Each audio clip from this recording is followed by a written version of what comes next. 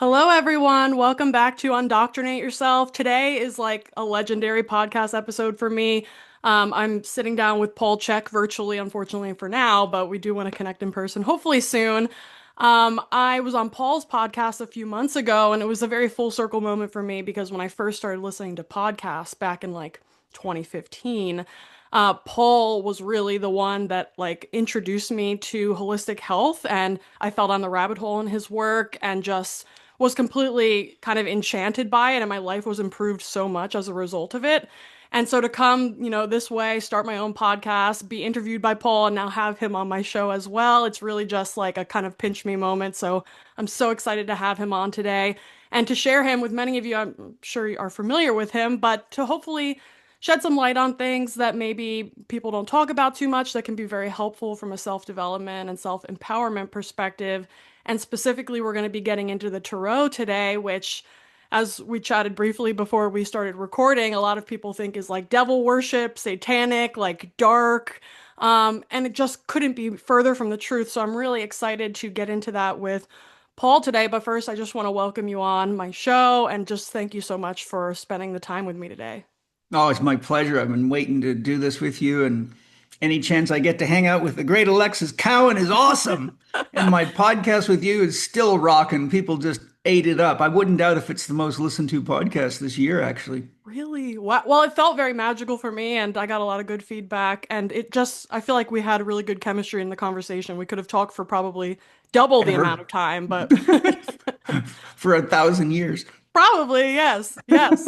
So, yes, just thank you so much for sharing time with me. I know you're a very, very busy man, but I think this work is really important and this message is important. And so maybe we can start by just maybe introduce yourself a little bit for the odd few out that don't know who you are already.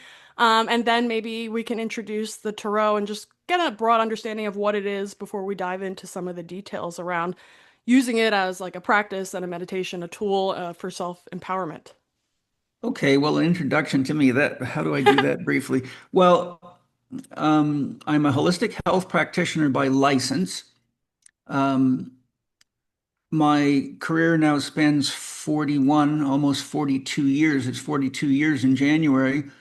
Um, I was raised on a fully functional working farm on Vancouver Island, British Columbia, 142-acre farm where I really learned a lot about the cycles of life and death and the how energy works and flows in nature and things that you have to be very aware of as a farmer, or you will starve to death, and the sort of the brutality of natural law. Mother Nature is very loving but brutally honest, and um, she does not play favorites. If you're not vital enough to contribute, she puts you back in the dirt to be recycled as food for microorganisms and plants and the cycle of life. And one of the things I learned in my career is that we have used the medical system to drug and to numb and subvert our relationship with our body and our responsibility to our body and our instincts. And where pain, I have a saying called the pain teacher, where pain is there to bring your awareness to what you need to be aware of so you can either make important changes, such as if you hurt yourself acutely, like falling off a ladder, we instantly know we've got to clean, ice, do the things you have to do in acute care. But most of the people's problems out there are chronic problems. And so when we don't listen to our instincts to breathe, to poop, pee, move, sleep, seek warmth and shelter, love, and creativity and procreation. Those are all key instincts, and those instincts are there to enhance our survivability. But as we've gotten so up in our heads and trapped in the world of ideas and the world of images and the world of social media, television, and distractions and drugs, we have gotten further and further away from an intimate relationship with an understanding of our own body and our own instincts, which are there to help us not only survive, but to thrive. And so my work has really been a lot about how do we understand the language of the body? How do we look at the life that we're living and the choices we're making and get clear on what it is that's really worth living for and dying for, which requires that we be aware of what values we're living, because most people just live their values unconsciously. And COVID was a great bomb of an example of what happens when you wait till a crisis to figure out what your values are and start taking care of your health. And it's also a booming example of how dangerous a disease maintenance system is versus a real healthcare system. And so, I took my knowledge of farming, and I was always a very competitive athlete in many different sports. And I became, the trainer of the Army boxing team. I was a fighter on the Army boxing team. I represented the Army in triathlon, but they wanted me to become the trainer because they couldn't figure out how the hell I could train for triathlon and box full time at the same time because it's very hard to be an elite amateur fighter on the boxing team. It's at that time it was a third ranked amateur boxing team in the world. And so long story made short, I spent 2 years working with an osteopathic physician, and my job was to design the nutrition programs, the conditioning programs. I implemented the first sports massage therapy program in the Army for the boxers. Um, I wrote all their conditioning programs and did them all with them personally instead of pointing fingers. And then I left the Army, became a certified sports massage therapist, a clinical certified neuromuscular therapist. I studied medical exercise therapy, the Norwegian system, and other systems. And I worked for a chiropractor that specialized in sports injuries when I left sports massage therapy school for 2 years. Then I worked in the largest physical therapy clinic in San Diego with 22 physical therapists, athletic trainers, 13 orthopedic and neurosurgeons, our own surgical center. I did 5 cadaver dissections through my career to really master the anatomy. And I traveled the world extensively for 20 plus years studying from the best doctors and therapists all over the world on the topics and subject matter that I felt was most important because I kept running into these kinds of problems and nobody knew what to do with them. And then I left, and a partner and I, who had a master's degree in physical therapy and was highly qualified, and I teamed up. We joined and started our own physical therapy clinic, which I owned in La Jolla, California for 3 years, but we just couldn't make a living because the insurance companies were ripping us off so bad. So at that time, I sold the physical therapy clinic, took the money we made from that, and started the Chek Institute in 1995 and developed an integrated multidisciplinary education system so that people from medical doctors to nurses to chiropractors to osteopaths to physios to athletic trainers to housewives and truck drivers could all come in and get an integrated training that included the anatomy, the physiology, and all the manual therapy and things so that each person could, within the scope of their own license and their own training, truly practice integrated holistic health.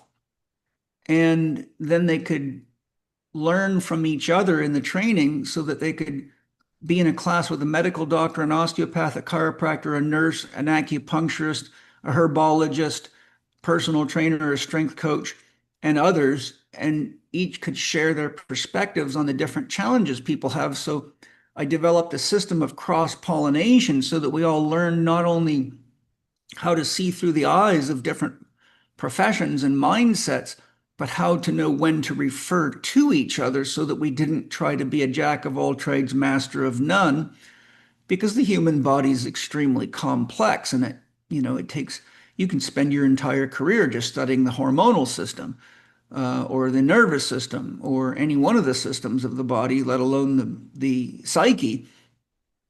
And so um, that was really what my soul brought me to the world to do. And then I founded Spirit Gym at the beginning of the pandemic, which I'd been working on for 10 years, researching and developing, because I really saw through all my years of working with people that you can write the best programs in the world for people, you can give them the best diet and lifestyle advice, but they often go off and don't do it. They just go right back to the habits that got them in trouble in the first place. And so I always found it amazing that people would pay me thousands of dollars to help them solve their problems. And they'd do well for a week or two, but then they would just fall right off the wagon and go right back to the same old stuff. And because I have a lot of pride in my work, I thought, what's the point of me writing all these comprehensive programs and giving people very comprehensive evaluations and doing all the manual therapy, but then they just go right back to drinking the alcohol and eating the junk food and staying up late at night.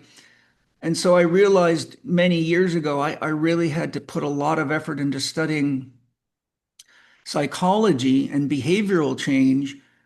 And you know, that was coupled with, I studied all the systems of schools of psychology.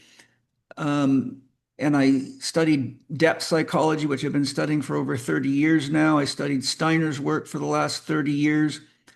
And so I slowly and progressively integrated all this into the Chek Institute. But when I started Spirit Gym, I really wanted to help people understand what we're doing here. Why are we here? And what does it mean to be human? And what's the function and purpose of a human life in relationship to the bigger picture of spiritual evolution, or what is God, and why do we have all these problems with the idea of God? And religious wars are the number one cause of war to this very day. And so as I would analyze my patients, I was shocked at how common that when I got to the real root issues of why people didn't heal, why they didn't follow their programs after they paid lots of money for them, what was the actual reason for all these physical, emotional, and mental challenges, it was just mind-blowing to me how many times it tracked right back to some religious belief that they had, or some way they'd interpreted a passage from the Bible or some other scripture, and all the rules and regulations and all the guilt and all the shame because they couldn't live up to the expectations of the God that they had chosen. And that a lot of them were just basically in this terrible relationship between themselves and themselves. They were trying to be perfect in the eyes of the God that they had chosen, but because of the way religions are set up, and because of the fact that religious dictates and commandments pit us right against our instincts, there's almost nothing you can do that doesn't leave you a sinner, a fallen person, and feeling insecure about your relationship with God or what's going to happen when you die. And so I found that most of this stuff happens in childhood, in the first 12 years of our developmental life, which is when we're really the most susceptible, because we're unconscious and we have no means of discerning what's being told to us. But then we end up living the rest of our lives with all this stuff in the unconscious, pushing and pulling our inner strings. And so things like sex become very challenging. For example, if you're a Christian and you have sex before you get married, you're already a sinner. Then if you get married and you find out that you're just not compatible with someone, then you're going and you want a divorce. Now you're breaking the commitment of till death do we part that you gave at marriage. And so I've seen countless people with serious health problems due to the fact that ultimately they were worried about what God was going to do because they got a divorce. And so when you look at all the issues that religion controls, from clothing to sex to music to money to food, um, to times and days of worship to uh, you know art, people thinking tarot is the devil's work, that's religious ideology. What you find is that it's a very, very challenging system of indoctrination that almost everybody goes through. 85 out of every 100 people claim religious affiliation. So most of this begins at childhood, but then as people's intellectual mind comes online and they start asking questions, they often find themselves in conflict with their religious ideology or the God that their family indoctrinated them into. And so they can intellectually convince themselves that they're no longer practicing that stuff, but as soon as there's a taboo that comes along, such as an extramarital affair or doing anything that goes against the programming, now you're at war with yourself on the inside. And sadly, I've had patients with cancer and other diseases many times that I found that they were basically making an agreement with themselves that if they punished themselves badly enough for God, then when they died, it wouldn't be so painful, and they thought somehow God would be more forgiving for them. And when you see how these secret stories play out inside of people, and how much money the medical system is making off it, and the religious systems, the corporate religion's the most successful industry ever. Um, so Spirit Gem was really my offering to the world to say, let me put this all in context for you. Let me help you understand the importance of myth and mythology and the story you're telling yourself about your life, and help you realize that there's two pathways in life. One is that you live out your fate because you don't challenge your programming and become a co-author of your own myth, which means you're fated, or you take responsibility for the fact that ultimately God is unconditional love. So the answer is always yes. So you might as well live your dream and become a co-creator with God and develop a myth that is dream affirmative and life affirmative, that you have values to support being that person, and then go off into the world and go on the hero's journey and do your very best to live and love fully, and know that that's the best thing that we can do for each other, is to live and love fully. And so Spirit Gym's really a comprehensive system of 75 lessons over 80 something hours.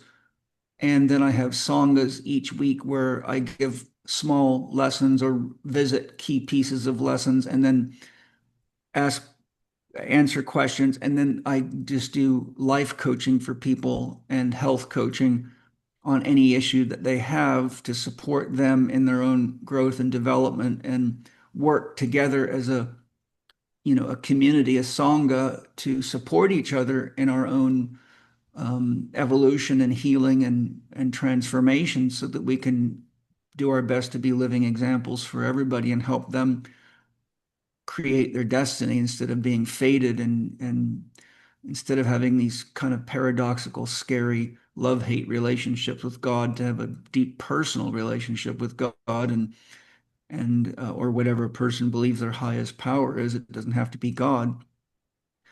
So ultimately, Spirit Gym's a meta myth system that shows the principles and the structure of the psyche, and how and why myth is so fundamental, and how to create your own myth, but understand the structure of myth and understand how to ask deep personal questions and get the answers to deep personal questions, and how to develop an intimate relationship with your own soul and let your own soul guide you, because the soul is God within you. Only God can give a soul. And so all souls are really expressions of the divine. And so there's a lot of teaching in Spirit Gym about how to make contact with your own heart and your own soul and your own spirit, and how to work with your unconscious. And it just turns out that tarot happens to be one of the most amazing mediums by which we can understand the human psyche and the human process and the hero's journey that we're all on, every one of us, whether we know it or not. And I've been studying tarot for a long time. I'll study it for the rest of my life. And when you look at tarot, there's a lot of debate about where it came from, but I would like to point out that a lot of these debates can be settled if you study the Law of One book series by Ra. In book 4, Ra explains that they created the tarot and that it's an ancient system of archetypes which the Egyptian priests were trained in to understand how the mind works, how relationships work, and how to effectively counsel people. And then there's a great book called Arrows of Light from Egyptian Tarot by John H. DeCoeur, which you can see in my hands. And it also gives the Egyptian roots of the tarot.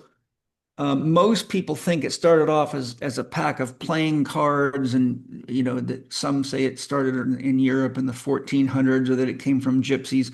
I've probably read 50 books on tarot and a lot of very deep scholarly works. So you get all sorts of opinions, but I do inner research, so I go to my soul and ask for guidance and go into meditation and work through that channel to get answers to questions. And that's how I've been guided in my life for a very long time. And it's helped me to get through the confusion on a lot of things, create a lot of things that have helped a lot of people. And I've got no question, because I've taught thousands of people to do it, that once you make contact with your soul and you're being guided by the heart, and the heart's connected to the mind, that your life is radically transformed, and then you have the most important thing of all, which is an intimate personal relationship with God, not some preconceived notion or set of dogmas or doctrines that guide you, most of which hardly anybody understands anyhow, which is why I love Shankara's statement. Shankara was a Hindu philosopher, sage that he was very, very enlightened. He began walking India at age 8, debating all the famous gurus of his day, and never lost a debate, even as an 8-year-old. He wrote a great book called The Crest Jewel of Discrimination. Shankara said, "No man can understand scripture until he's enlightened, and when he's enlightened, he does not need scripture." And I think that's truer than true. And when you consider Osho says it takes about 6 billion people to produce one truly enlightened person, that means that the world is full of churches, synagogues, and Sunday schools where children are being taught by very unenlightened people. Mostly the things that scared the hell out of them are just being passed forward into the children. And so it leads to exactly what we've got in the world today, which is religion that's not helping people become enlightened at all, and scaring the hell out of people and confusing people. Um, there are obviously benefits to religion, but one of the challenges is that it keeps you in the child archetype, because you're always leaning to some authority, be it a priest or a pastor or some patriarchal ideology. And then you've got the Abrahamic religions all have sky gods, so they're all Big Daddy in the sky, and they're God's not in the world, and all this stuff, which is to anybody that's done any real inner work, like a real yogi, for example, who seeks to answer the question, "Who am I?" They find out that all that stuff is dangerously misleading. But as I show in Spirit Gem, and Tarot really describes this, we all come here like the fool in Tarot, which is God, on a journey. And we need to have a period of indoctrination to understand how a family works, how relationships work, how a society works, what it means to be part of a culture, so that we can develop a mind that can interface with the Milu in which we're entering into the next stage of our own spiritual evolution in human form. And that's the beginning of a new hero's journey. And so the first thing that we have to do is we have to build a mind that can interface with the Milu that we're in. But through spiritual practice, we come face to face with our mind. And as we go deeper inward, if we're doing the right practices with the right mindset and an open-hearted commitment to really exploring what life and what God is, we begin to have mystical experiences and union experiences. And those can be called enlightenment experiences where we realize our oneness with the world and our oneness with all living beings and our oneness with the universe, etc. And those are the experiences that blow our mind. But if we didn't have a mind to put those experiences of unity into context, they would have no meaning because when a baby is born, it's fully enlightened, but it's not conscious and it has no framework of perception to realize who and what it is. In fact, a child does not have a sense of self until it begins to emit the words I or no, which happens around 2 years of age. And in a healthy culture, it takes about 25 years for the ego to develop. So we're the slowest of all the animals to kind of become self-sufficient and aware. Today, research shows that the average person doesn't develop an ego till about 36 to 42 years of age and may never develop one. And current research shows that 70 to 72% of the world population at any age is still in the child archetype, which is an extremely dangerous thing to have happen. And in native tribal societies, they had rite of passage ceremonies so that once boys went through puberty, they had to go through a rite of passage ceremony to become a man and a warrior and to know exactly what they were living for, fighting for, and were committed to dying for to protect their people, their tribe. And women had to go through a rite of passage with a birthing process and other practices to help them understand the difference between a girl and a woman. But we've lost those rites of passages as we've destroyed native societies and incorporated them into, the industrial machine and all the things that have happened. And so now we have all these people that are lost and confused, but still falling very victim to patriarchal father figure types, be it corporations, presidents, um, CEOs, religious ideologies, and we don't really have a system to help people grow up. And in a tribal society, they had to have these practices of initiation because you had to hunt and gather to feed everybody, and you had to take care of the animals, and you had to take care of, tents and equipment. And so you could only carry so many children before the burden on the adults was too much and they couldn't survive. You would basically exhaust the adults as the base of children got too big. So the reality of it was is if you didn't make it through your rite of passage ceremony, many tribes would either extricate you or kill you because they simply couldn't carry you. In some tribes, they would give the young men another year with the women, but then if they couldn't make it through, they either killed them or extricated them because otherwise it would be death to the tribe. And so these rite of passage ceremonies were set up by the wisest people in the tribe, the elders and the chief, the medicine man, the shaman, to make sure that they didn't kill people, but they took them as close to death as they could without disabling them so that they had to confront what it means to be an adult and be a warrior. And so they could put their childhood completely behind them. And this is why you see a lot of cultures like the Maori have all these tattoos all over them because those tattoos are done with bamboo sticks and little hammers, and they're very, very painful, and teeth getting knocked out. And there's an African tribe that will cut the clitoris out of women as part of their initiation process, which I don't recommend. But the point is that there's always something significant that marks the individual when they go through a rite of passage ceremony. So there's no question that they're not a child anymore, not a question to them or anybody around them. But now there's massive billions and billions and trillions of dollars being made by keeping people in the child archetype, keeping them in patriarchal daddy worship, keeping them subservient. And you see what happened when COVID came, how people believed in whatever experts were saying and believed in the safe, effective choice. Well, now here we are 5 years later with somewhere between 22 and 25 million dead. And that's what happens when you don't have a sense of inner authority. You don't know what your values are. You don't have enough discernment to do your own research and ask the who, what, why, where, when, and how of important questions, and you just become a sheep in a herd and off to slaughter you go.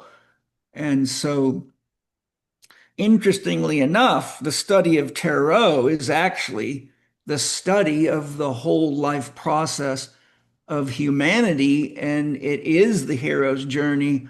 And the reason the Christian church tried to get rid of it is because tarot actually tells you the story of what's going on here and helps you realize who you are and what the consequences are of not becoming whole unto yourself, answering questions, healing yourself, purifying yourself, and having a deep, intimate relationship with Source or God.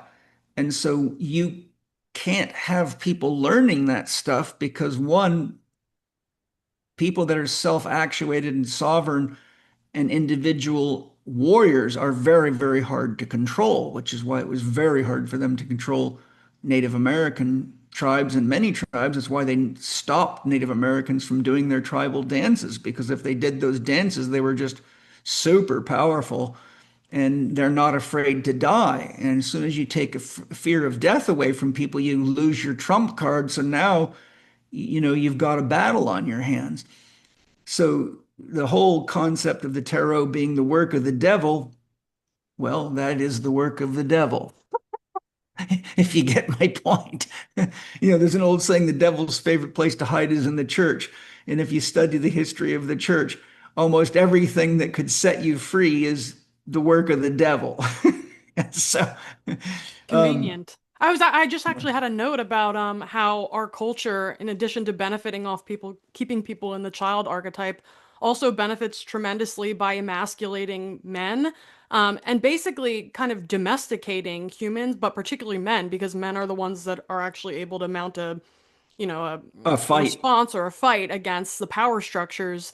And you really, see that playing out, not only in demeanor, but physically as well. I feel like, with testosterone levels on the decline and fertility Oh, and all these yes. things, like this is all a result of the culture that we've built. And I was also laughing because when you said culture, I kind of realized for the first time that the word cult is right in there. It is. It is. It, Yeah. it's it's very in there. And I mean, if you really study what a cult is, you'll see all the world religions are cults. Unfortunately, now Osho said the Eastern religions are religions for adults, the Western religions are religions for children. And he was making a very important point, because in the Eastern religions, it's very clear that the the most challenging thing you'll ever have to manage is your mind, and so the onus of the responsibility of the circumstances of your life is handed back to you. So you've got the Patanjali sutras and yoga, and they're very similar to the Buddhist precepts of how to right living and right thinking, and so, but the point is that it puts the responsibility of your wholeness and solving your challenges and becoming a contributing person onto you as an individual. But the Western religions, it's always a bow to authority all the way up the chain, like a military chain of command, where you really have very little say in anything. It's always refer to the book. I have to remind people, those books were written by human beings, and they're a record of somebody else's experiences.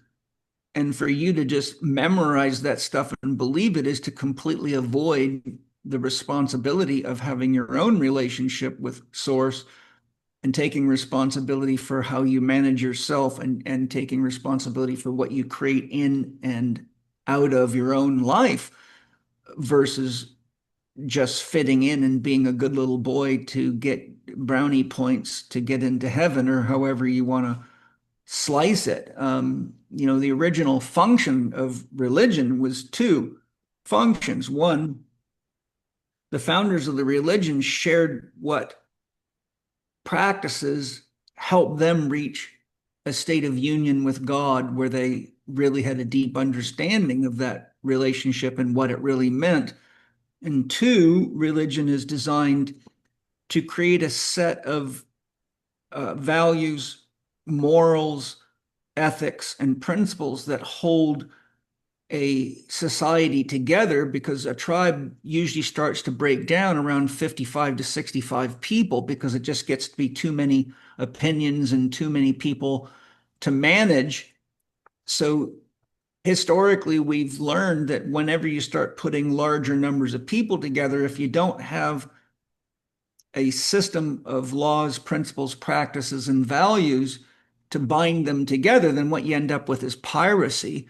And that's what's going on in the world today. And you see people like Bill Gates, the World Economic Forum, World Health Organization, these organizations are eroding the values of Christianity and religion. They're basically eroding connection to God and soul, eroding personal sovereignty, changing definitions in dictionaries so even our language and our words don't mean the same things. They're secretly passing laws to erode our rights and freedoms.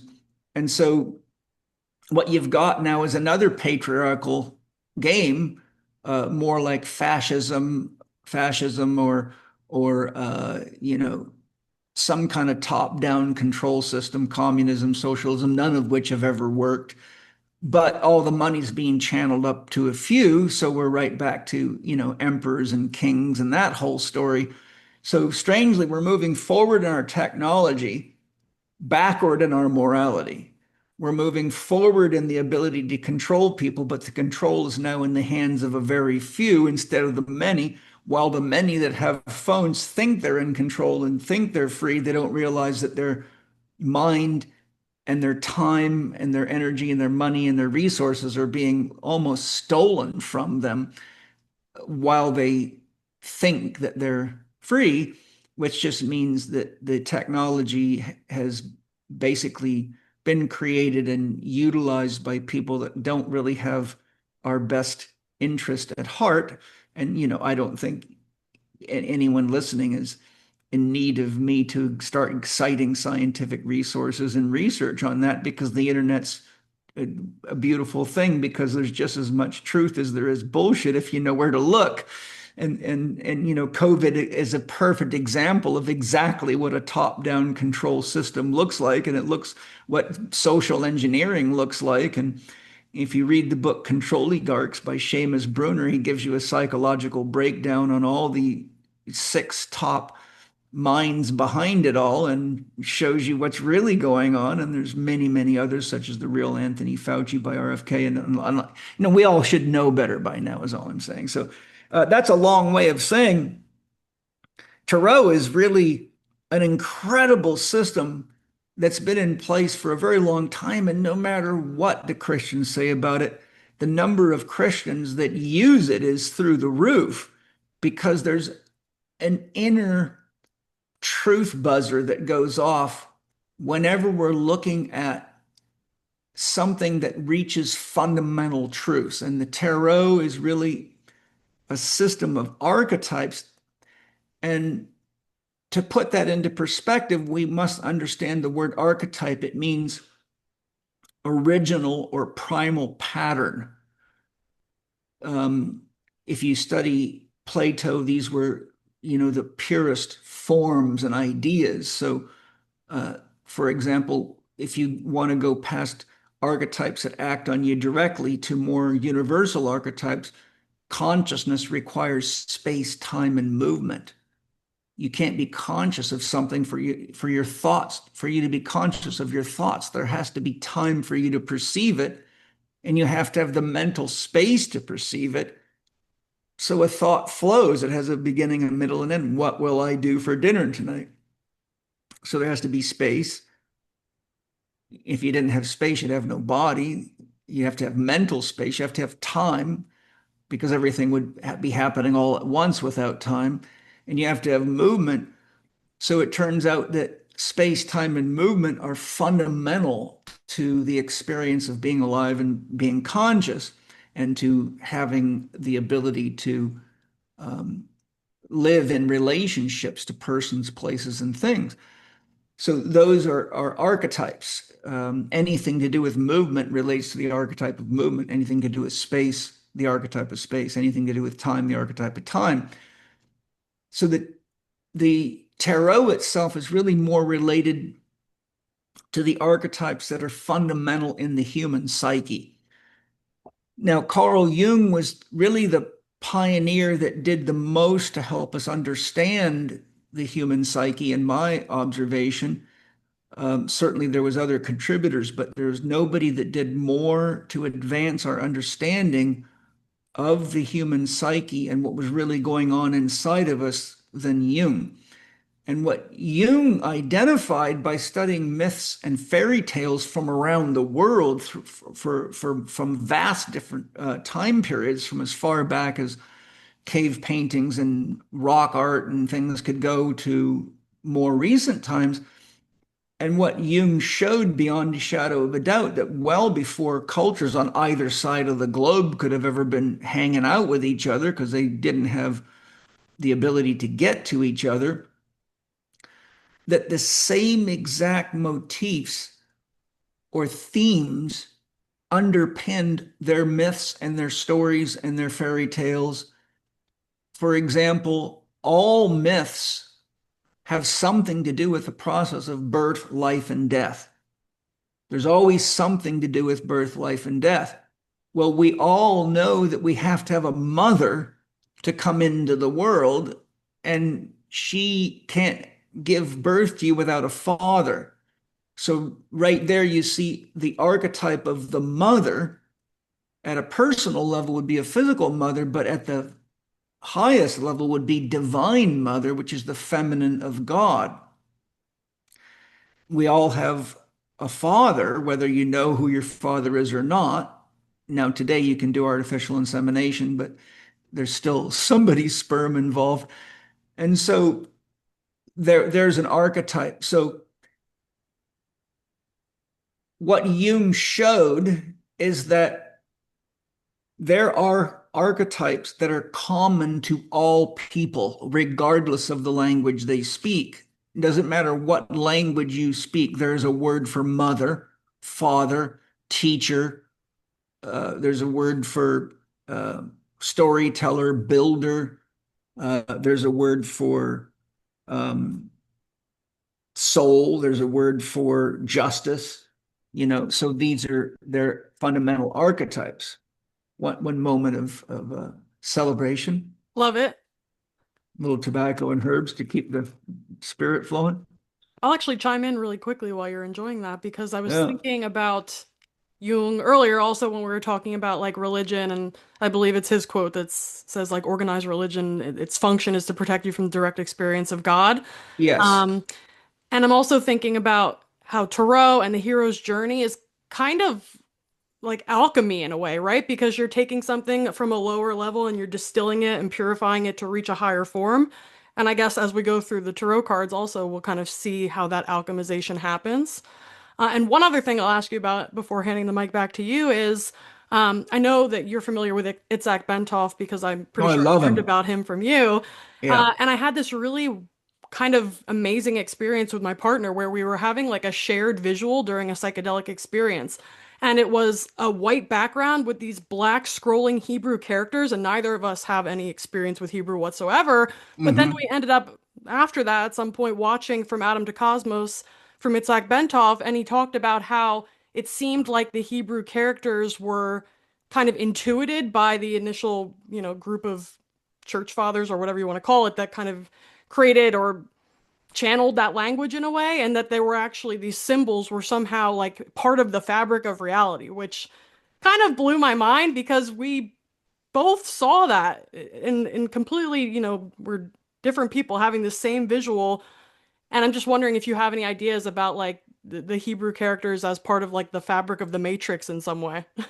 Well, yeah, I don't think it's necessarily, um, I mean, yes, there are Hebrew characters. I'm very familiar with that. I'm sure you're aware I've conducted over 1,000 healing ceremonies with plant medicines, and I've gone very, very deep on plant medicines, and I've reached states of complete and utter union through meditation and Tai Chi many, many times. So because my mother joined the Self-Realization Fellowship when I was 12, I was exposed to the yogis and to Paramahansa Yogananda's teaching. I spent my 15th summer in summer camp with the monks learning more meditation techniques and getting more guidance and getting questions answered. And so um, the point that I'm making is what you're looking at are archetypes. Hebrew happens to be, an ancient region of the world where humanity had, civilizations. We have pyramids there. We have Göbekli Tepe. We have all these ancient sites. There's so many different theories of human origins. I won't go down that road because it would take too long. But we have to also remember that Sanskrit is older than Hebrew, and there's even some forms of language older than that.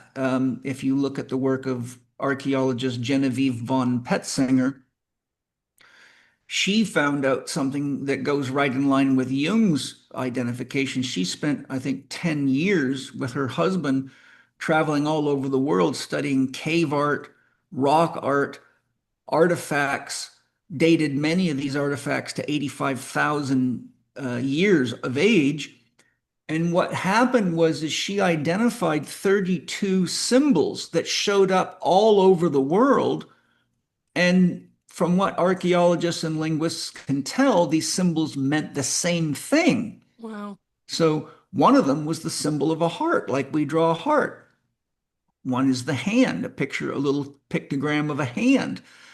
Um, and so what she showed is that there's some kind of archetypal symbology working through all of us, because how could these people have come up with these symbols for the most basic level of communication in what we would call primitive societies, which we have to be careful with the word primitive because if you look at the guesstimates of the age of the pyramids and you go look at the pyramids, which we can't even build today, which universities still give degrees for telling you that they built them by rolling 100-ton blocks of stone up wooden rollers 440 feet in the air. And anybody that's ever lifted stones like I have would know that's absolutely, completely and utterly ridiculous. So what I'm saying is that what we call primitive is not primitive. It's just they had different tools than we do, but they put emphasis on different things. I would call a Native American Indian that can understand the language of a crow and learn how to build tools from a crow, somebody that has advanced technology because of their study of nature. And they were far less destructive to the world than we are with our so-called advanced technology. So the point I'm making is that what we think of as primitive actually turns out to be not very primitive. For example, if you look at Robert McCarrison, Major General Robert McCarrison, who was tasked by the British military to figure out why so many people were sick and unable to pass their physical exams to come into the military during the First and Second World War, he was tasked with finding who the healthiest people were in the world, doing research on them, and then building a diet that could be used by the British to have enough young people battle ready, because in the First World War, 49% of recruits that were typically 17 to 19 years of age, young men, failed due to an inability to medical health problems, malnourishment being very common. Second World War, it went up to 51%. So the United States started getting involved in this investigation. And currently, estimates say about 70 to 75% of our youth that should be battle ready wouldn't pass a military entrance physical examination because they're too unhealthy. So Robert McCarrison identified the Hunza of northern India were the healthiest people in the world at the time. He went there, studied their diet, studied the way they lived. He found out that nobody for long, long time, hundreds of years, had ever gone to war with them because nobody could ever beat them. They lived very high in the mountains. They had very elaborate water systems that, if we tried to reproduce today, would be hard to do. They were living in a very high regions where it's very hard to grow food, but they grew amazing food and they have very elaborate catchment and water control systems.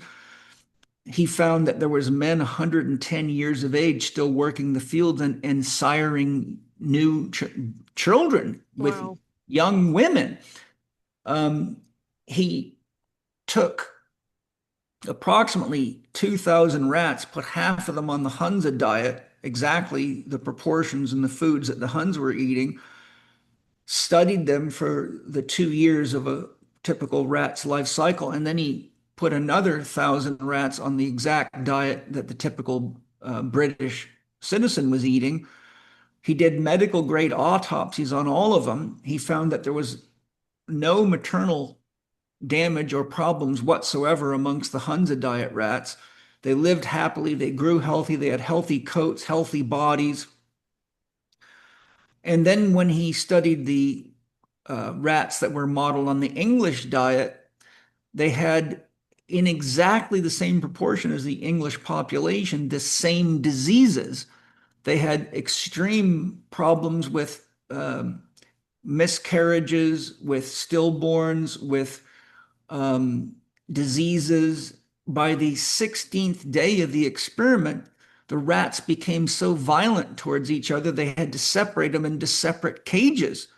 I don't know if you've ever been to a British soccer game and seen what happens when their favorite team is losing, but I was in London once when a riot broke out because somebody was playing in the Chelsea arena and the people didn't like what happened. So they started flipping cars and lighting all the buildings on fire. And it was the craziest thing I ever saw.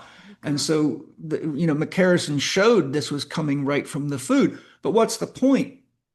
The point is, here we're studying people that are supposed to be primitive, but they're not primitive at all. They're a lot smarter and a lot more well managed and came up with elaborate systems that, most people today wouldn't figure out, even with AI's help. Mm-hmm. So how does that link back to the tarot? Well, the tarot is over 2,000 years of age. It was brought in by, well, if you study Ra, Ra is considered a social memory complex. So they're beings that have evolved out of the need for a body.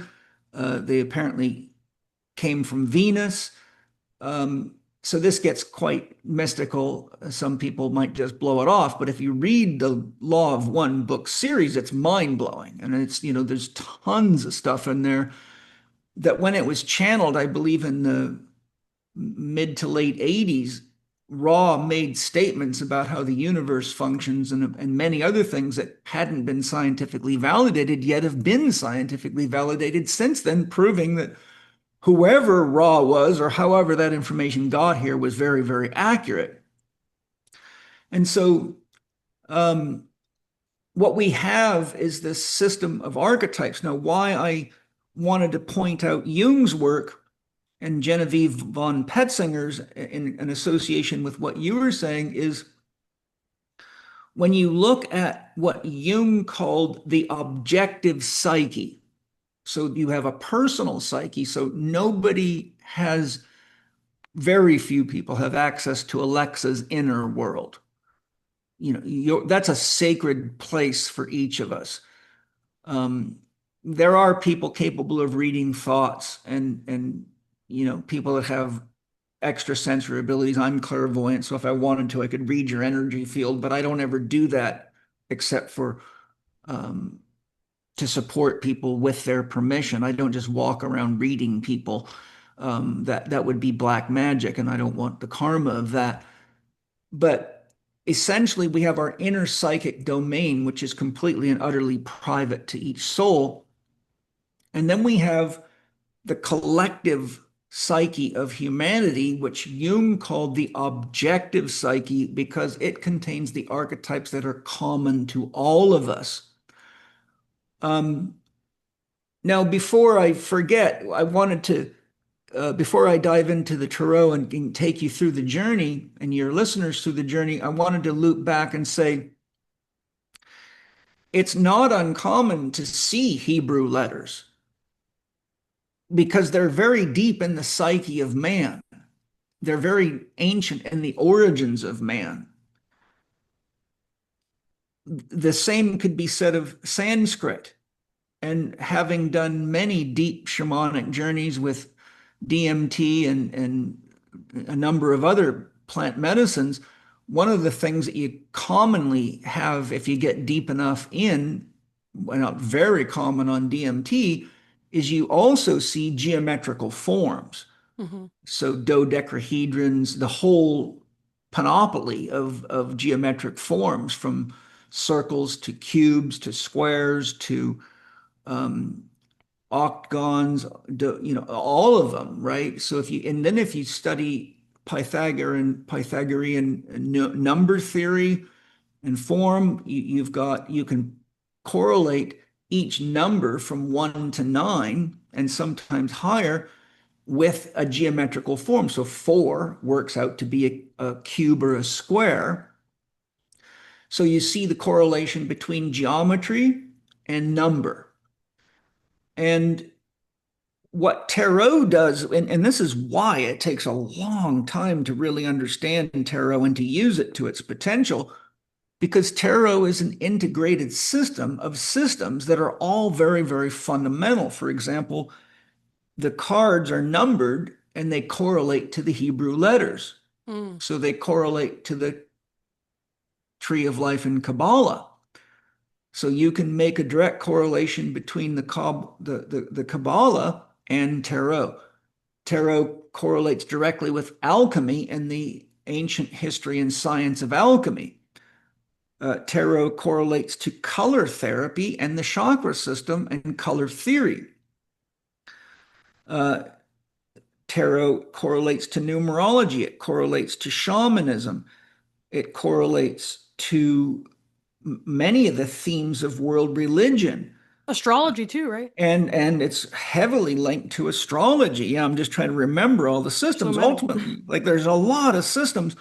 And so one of the things that's always been deeply fascinating to me is who in the hell had the depth of understanding to create a system of archetypes that's on 56 cards. Now, the minor arcana came after. They're more of a modern invention.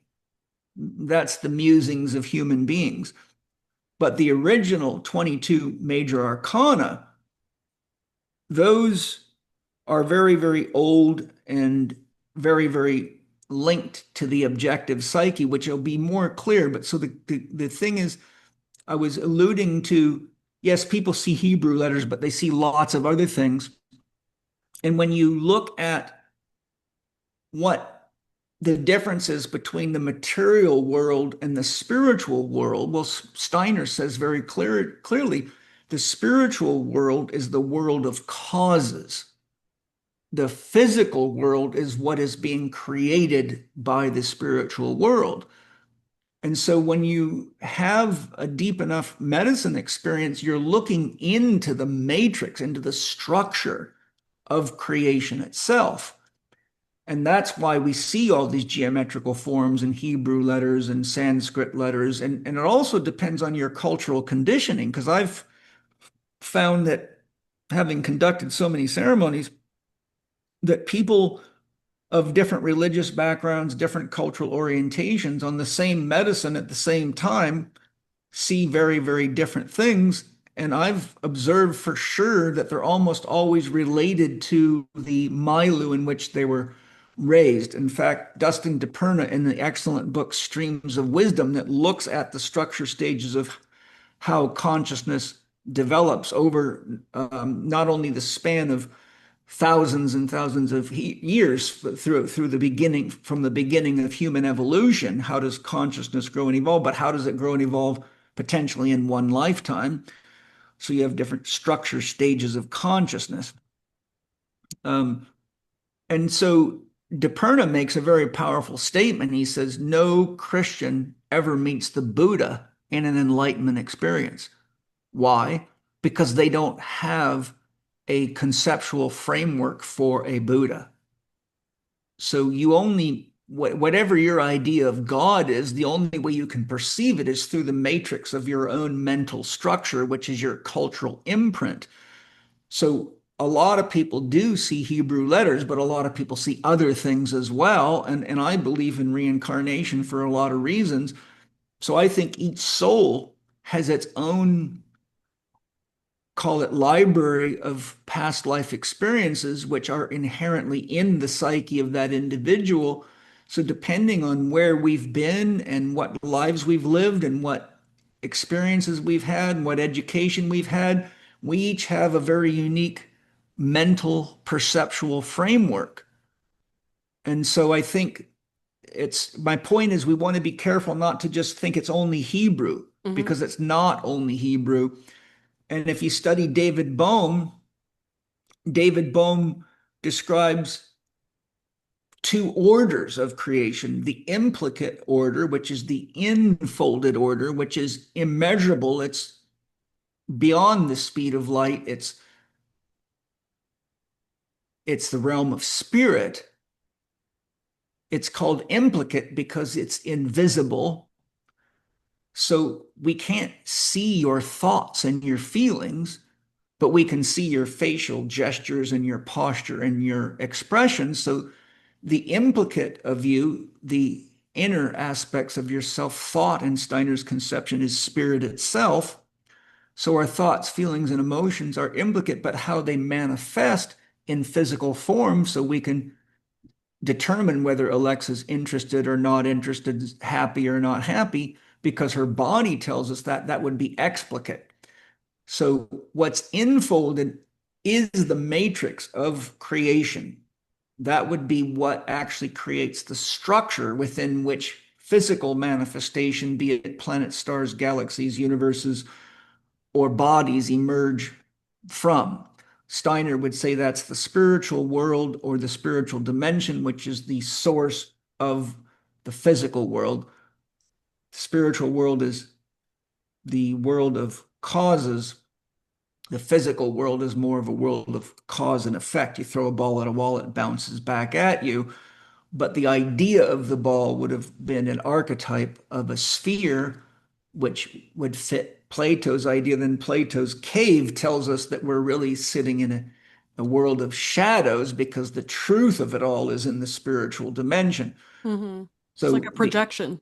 yes, so the implicate order is not weighable or measurable. The explicate order is what we can weigh and measure, and it begins with the speed of light, because the speed of light turns out to be the speed limit of manifestation in the physical world. So, in this dimension, metaphorically, whatever God dreams up manifests here at the speed of light, or whatever we dream up, Hmm. right?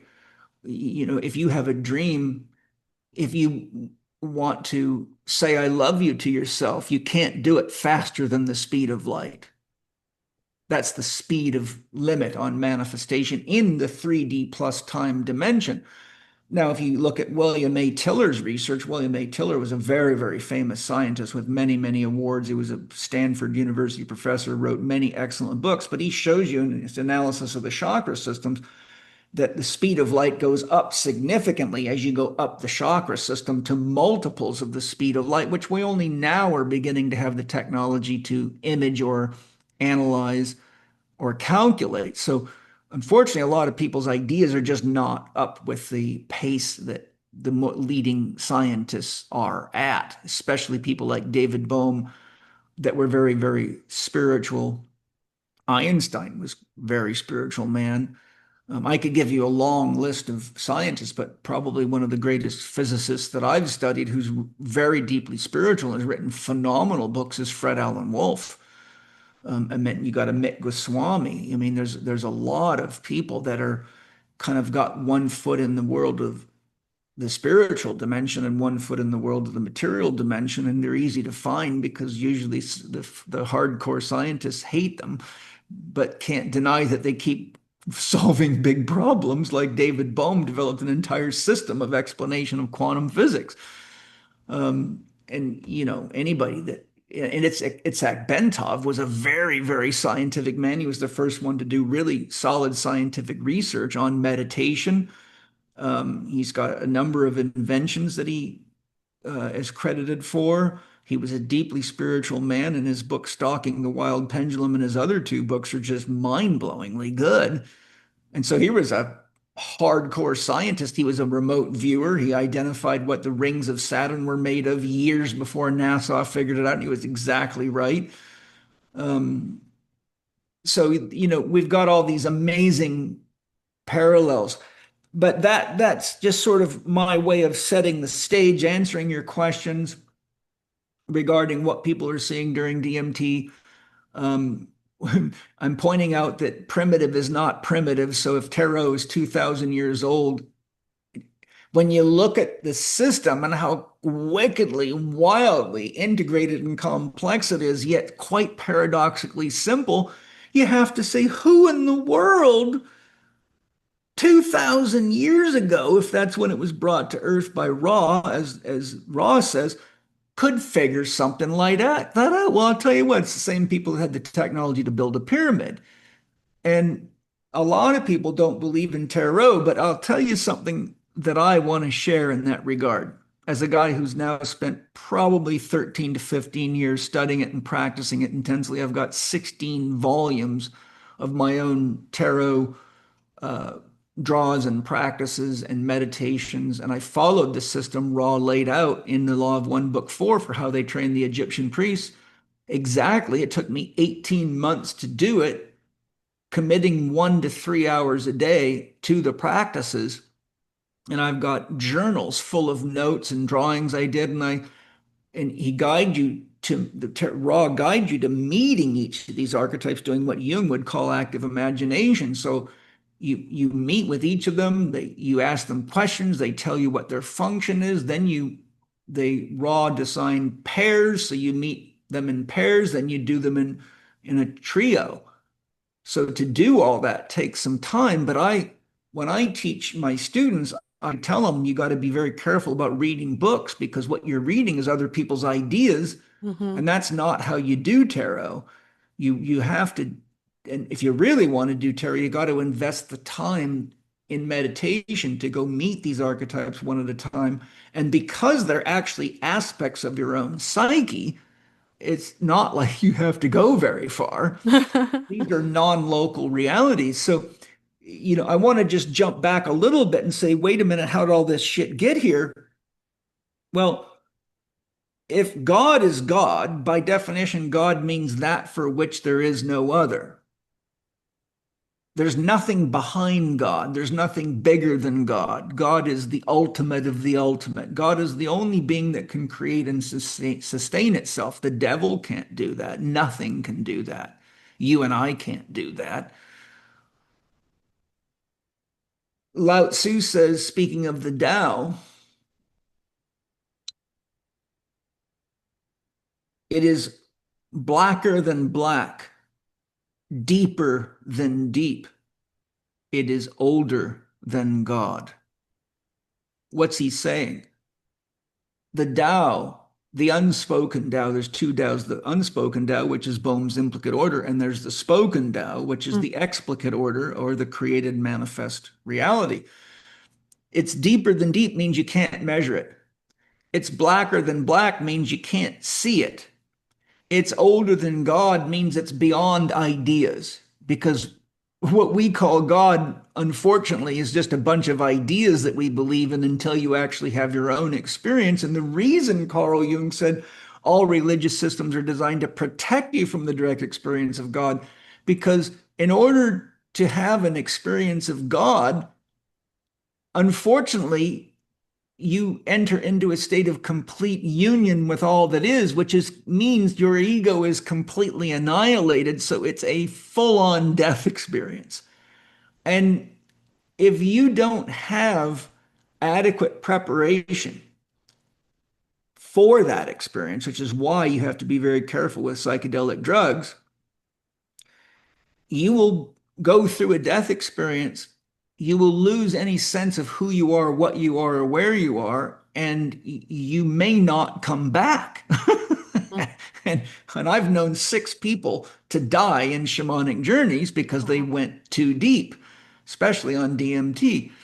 They forget that they have a body, they stop breathing, and they don't come back. Is this related at all to like what Steiner says about like developing your spiritual sense organs while you're alive? And then so if you go into that more liminal space, that non-local space, that you actually have the ability to perceive more in that plane versus just feeling totally like you lost yourself?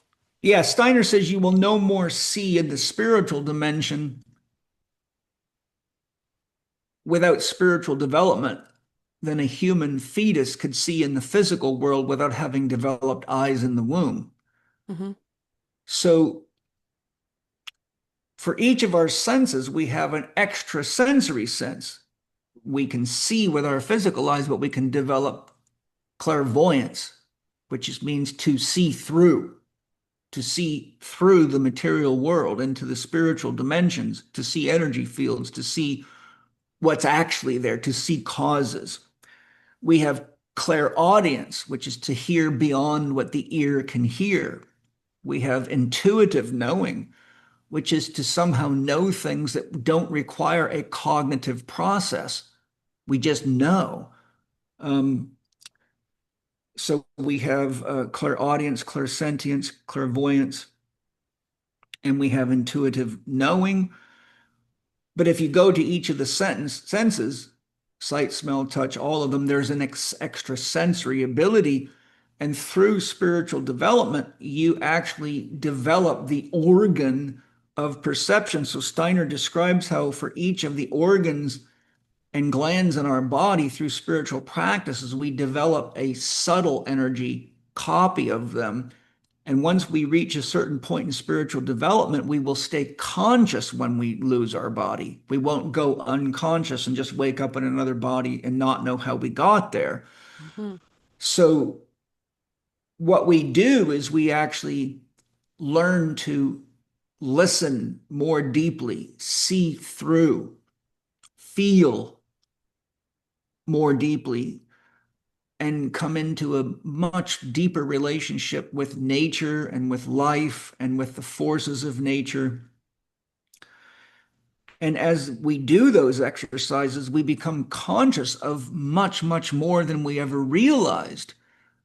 Like people think space is empty. Well, I can tell you as a clairvoyant and as a guy who's done a lot of shamanic journeys, space is chock a block with life. We look out the window, what we think is empty is full. The astral dimensions right here.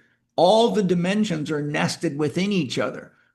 A great way to understand this is to understand one of the definitions of God.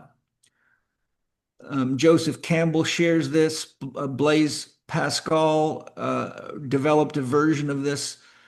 God is an intelligible sphere whose circumference is nowhere and a center whose presence is everywhere. So God is an intelligible sphere, means that God is spherical. The sphere is a very primal archetype. Look at all the planets and stars and you see it copying itself everywhere. And the symbol for the sun in astrology is the sphere with the dot in the center. Which is also the symbol of the self, Yeah. right? And the sun in your chart is the most important aspect of yourself. So God is an intelligible sphere whose circumference is nowhere means God is actually intelligible. You can't know God directly because you'd have to become God. There'd be nobody there to tell you about it. That's why we have to be very careful with religious ideology because it's written down as though it's the word of God. But nobody can actually know what God wants until you become God. And when you become God, there's nobody there to record it. you lose consciousness as you go into God and you become superconscious.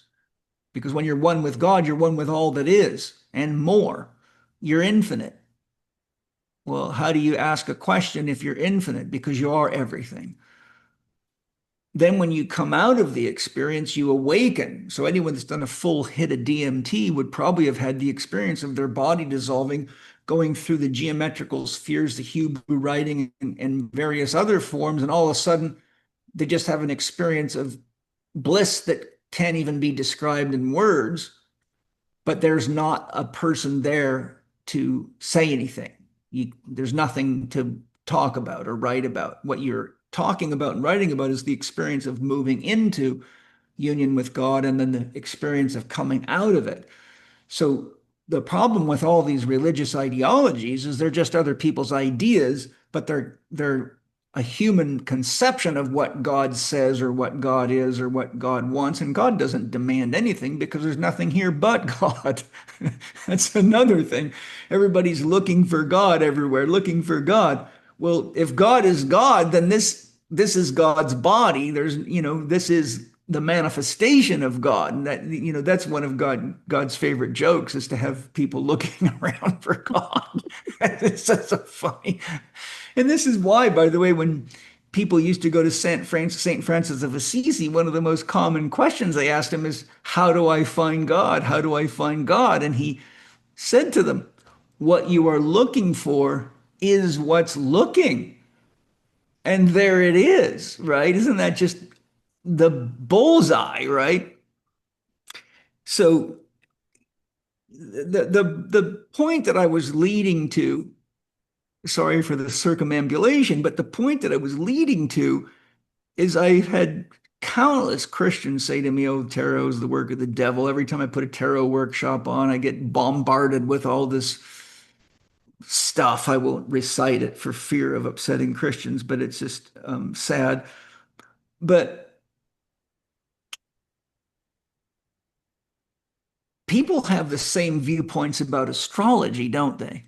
Oh, big time. Very Yeah. misunderstood. I also feel like a lot of the systems that one might leverage for their own empowerment and individuation are the ones that are demonized. Of course. Shocker. And anything that helps you become an autonomous individual is bad for the system, right?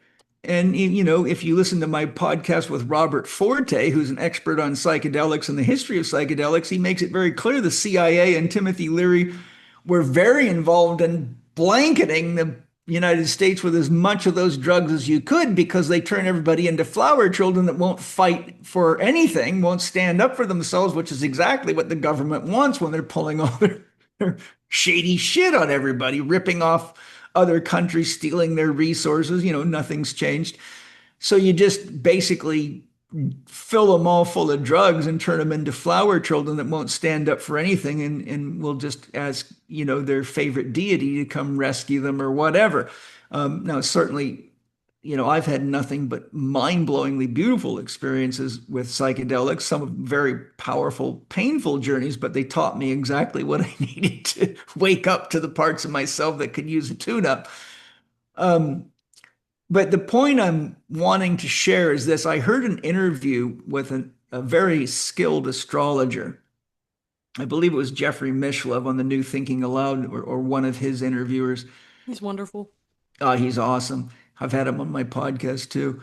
Um, and the interviewer said to the lady, the astrologer, she goes, what do you have to say about all the people that believe astrology is just a bunch of bunk, woo-woo? She said, a lot of people do have that opinion. There was a time that in my life, I admit I had that opinion, but she said, I found something very interesting. I've never met a single person in my life that's actually studied astrology that doesn't believe in it. Hmm. And I will say, bullseye. Though I'm not an astrologer, I've studied several very good books on it to try to understand it because anything that hangs around that long, you should pay attention to. Mm-hmm. And I mean, we all know, you mentioned right at the beginning, Mercury's in retrograde where we were talking, and we know that, the moon moves the tides on our planet, and without the sun, we'd be frozen in 8 minutes. So if you don't believe in astrology, just start with what's obvious. It's pretty obvious. Menstrual cycles are real and they're linked to the moon. That's astrology. Um, and so the same is true of tarot. I don't know anyone that's honestly studied tarot that doesn't just stand in complete and utter awe of it. Because it's like, who in the world did this? How did you do this? So anyhow, that's sort of, me and you having a nice rap session to sort of get ready for it. Would you like to journey in now? Yeah, let's do it. Let's see how far we can get. We may have to schedule a part two, which I'm totally cool with as well. Yeah, how much time do you want me to pack this into just so I can kind of regulate myself?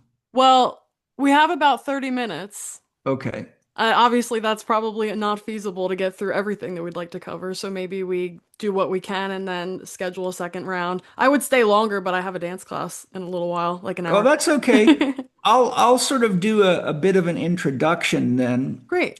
Okay, so let's start with some basic structural concepts. The major arcana are the archetypes that relate to our inner sense of ourself, which is our psyche. So your psyche is what is the bridge between the material aspects of your body, your bones, your teeth, your flesh, the water, and our mind. And the mind has a lower level, which is called lower mind in a lot of systems, which is your personal mind, where you have your own programming, your own ideology, your own beliefs, and it's also where we carry our own shadow, which is the parts of ourselves that we don't want to look at. And then we have an unconscious, which is everything that we're aware of that we're not aware that we're aware of. And so to realize how powerful the unconscious, all you got to do is look into what hypnotists have discovered. A hypnotist can put you under hypnosis and find out exactly where you're at on your third birthday. You could give them a exquisite description of the cake, the people who was there, and you can even tell him what was behind you without your eyes being able to see it. So when you start looking at what hypnotists can get out of the unconscious, it's dead clear that the unconscious is not unconscious at all. It's only referred to as the unconscious because it's out of the perceptual range of the ego structure, which has to narrow consciousness down to something we can focus on, or our chances of getting killed are too good. So we have to be able to look at what's right in front of us so we don't get run over by a car or cut our hand off with a saw or whatever. But the concept of the unconscious being unconscious is just wrong because the unconscious is actually the intelligent energy of God that creates everything in existence, which I call spirit gem. All that is existence is spirit gem. So the psyche ranges all the way up to the highest archetypes and to spirit itself.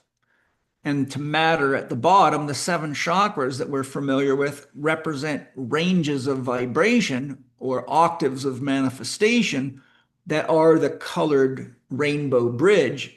So on the left hand, you would have black for inert matter, then you have red for the root chakra. The lower three are the animal chakras that are relating to our instincts. The heart integrates the higher and lower together. The fifth, sixth, and seventh I call the angelic chakras because they relate to the invisible realm of information and spirit. And so the psyche or the soul is what is interacting, excuse me, and is invested in our body and gives us feeling. The soul is the animating force of our body. And it is what interfaces with our mind so that we can make meaning, and the soul is what gives us perception. It's because you have a soul that you can hear me right now and that you can understand things. So the soul interfaces with mind, lower mind, personal mind, higher mind, archetypes.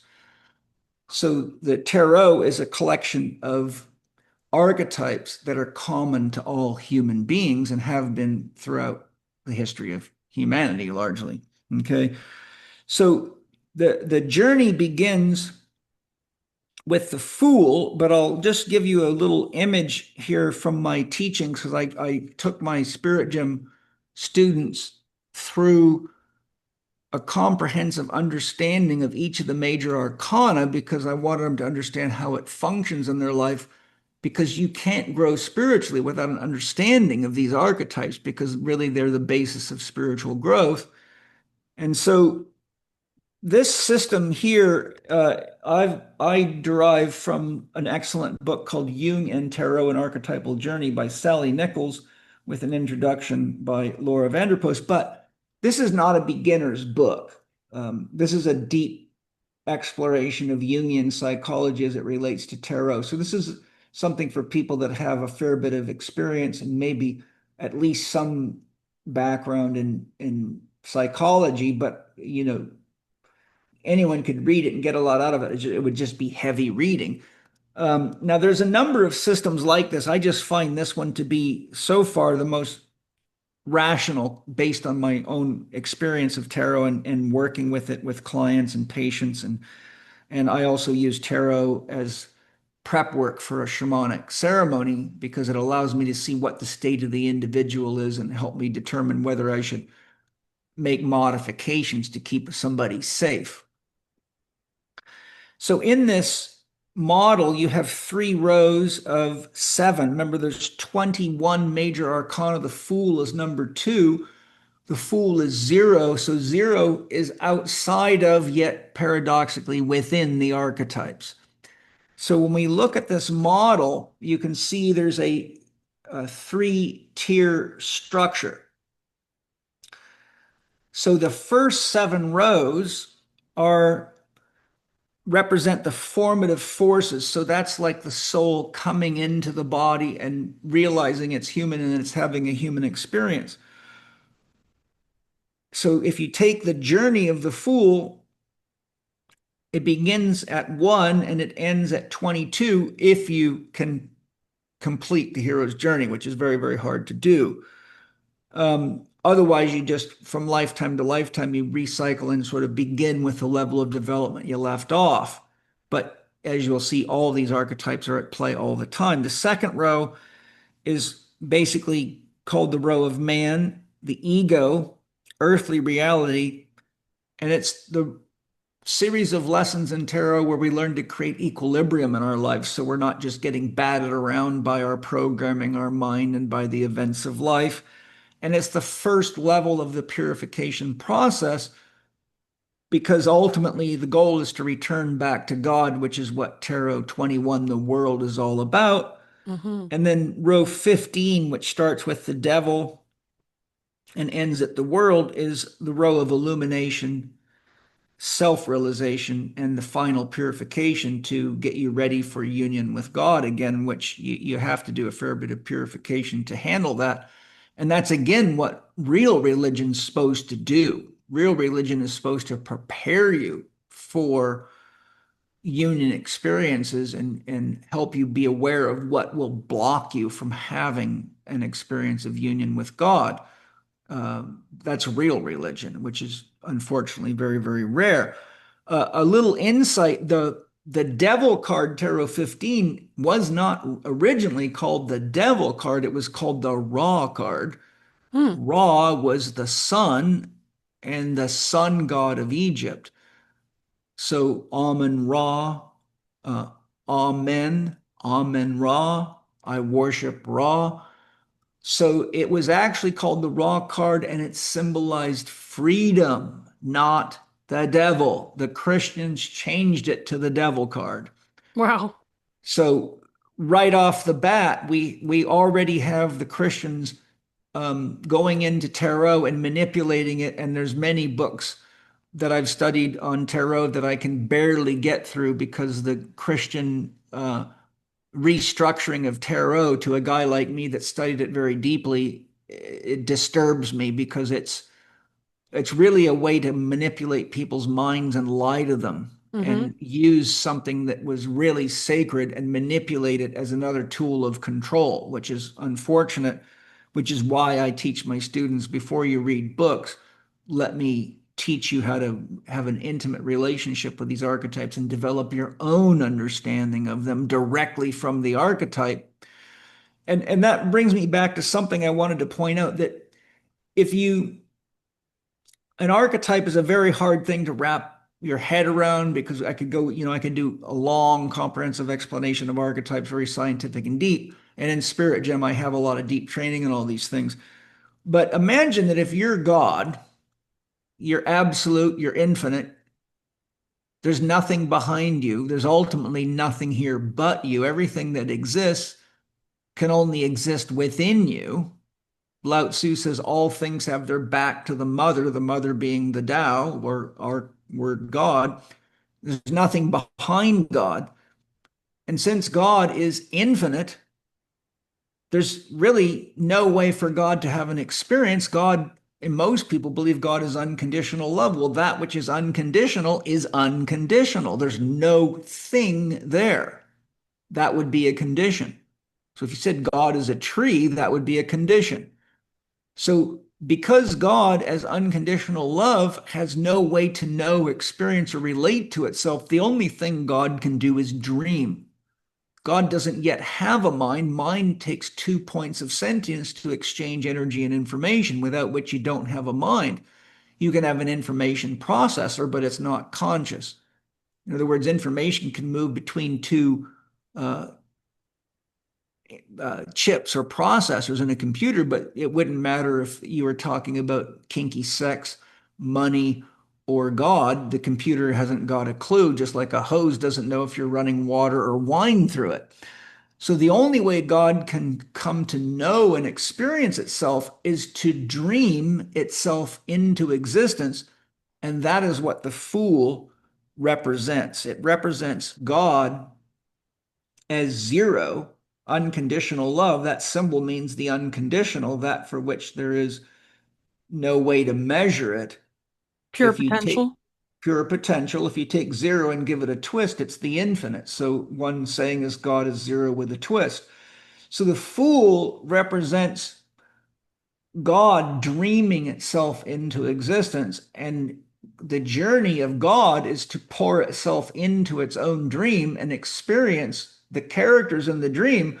But the intensity of God's creative ability, God has infinite processing power, infinite energy, infinite amounts of information, infinite processing speed, infinite processing power, infinite creativity.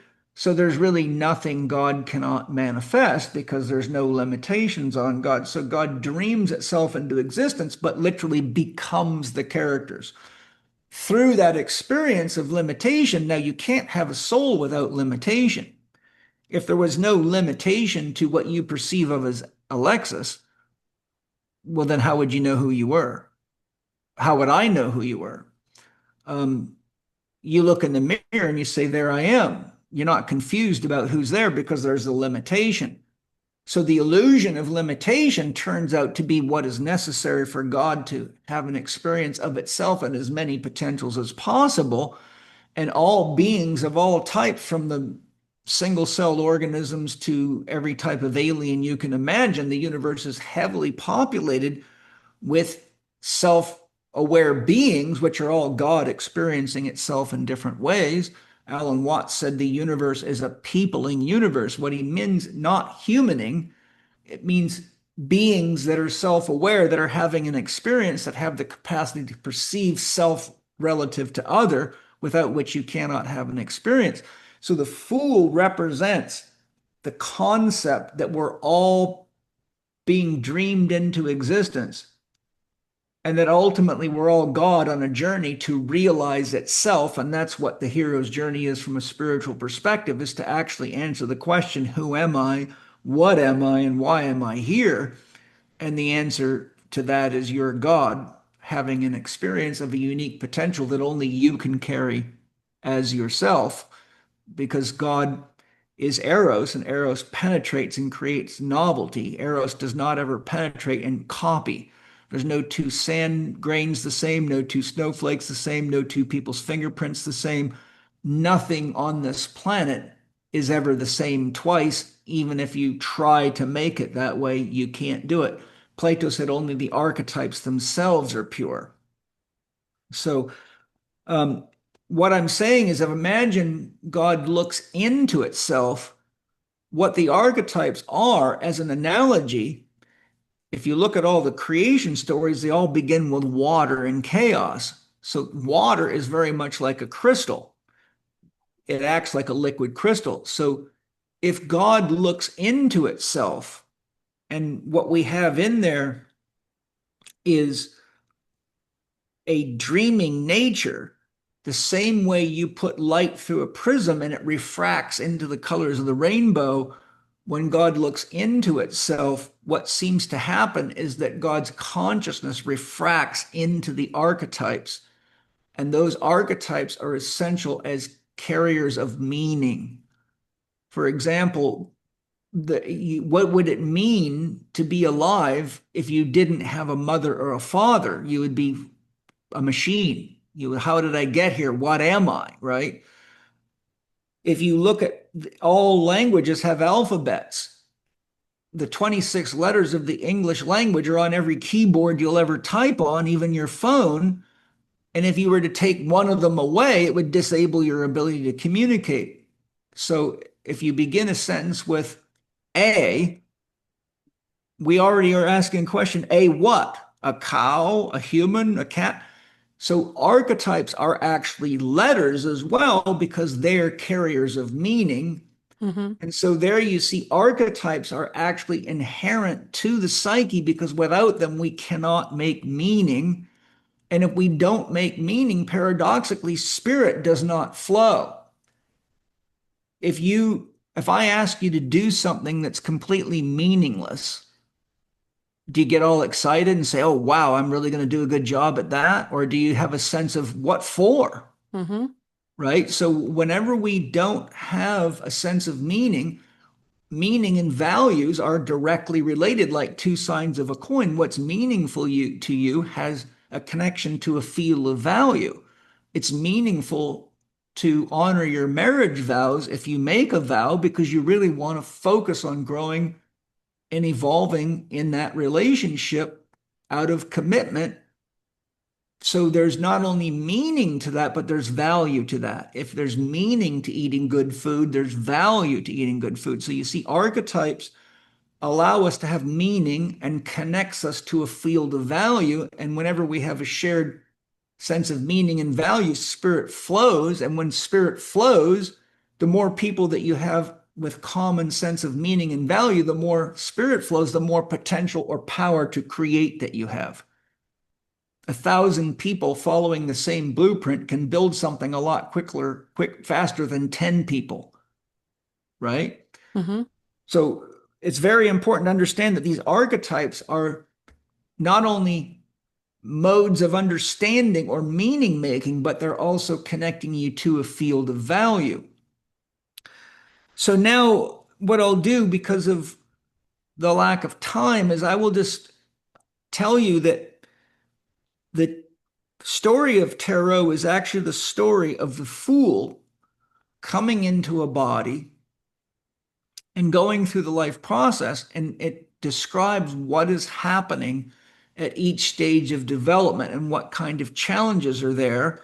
So each of the tarot archetypes is telling you what is the process that archetype is involved in, how does it show up in your psyche and in your life, and what are some of the challenges inherent to each of these archetypes that are a necessary process of growth and development, without which we could not have physical evolution, emotional evolution, mental evolution, or spiritual evolution, or self-realization.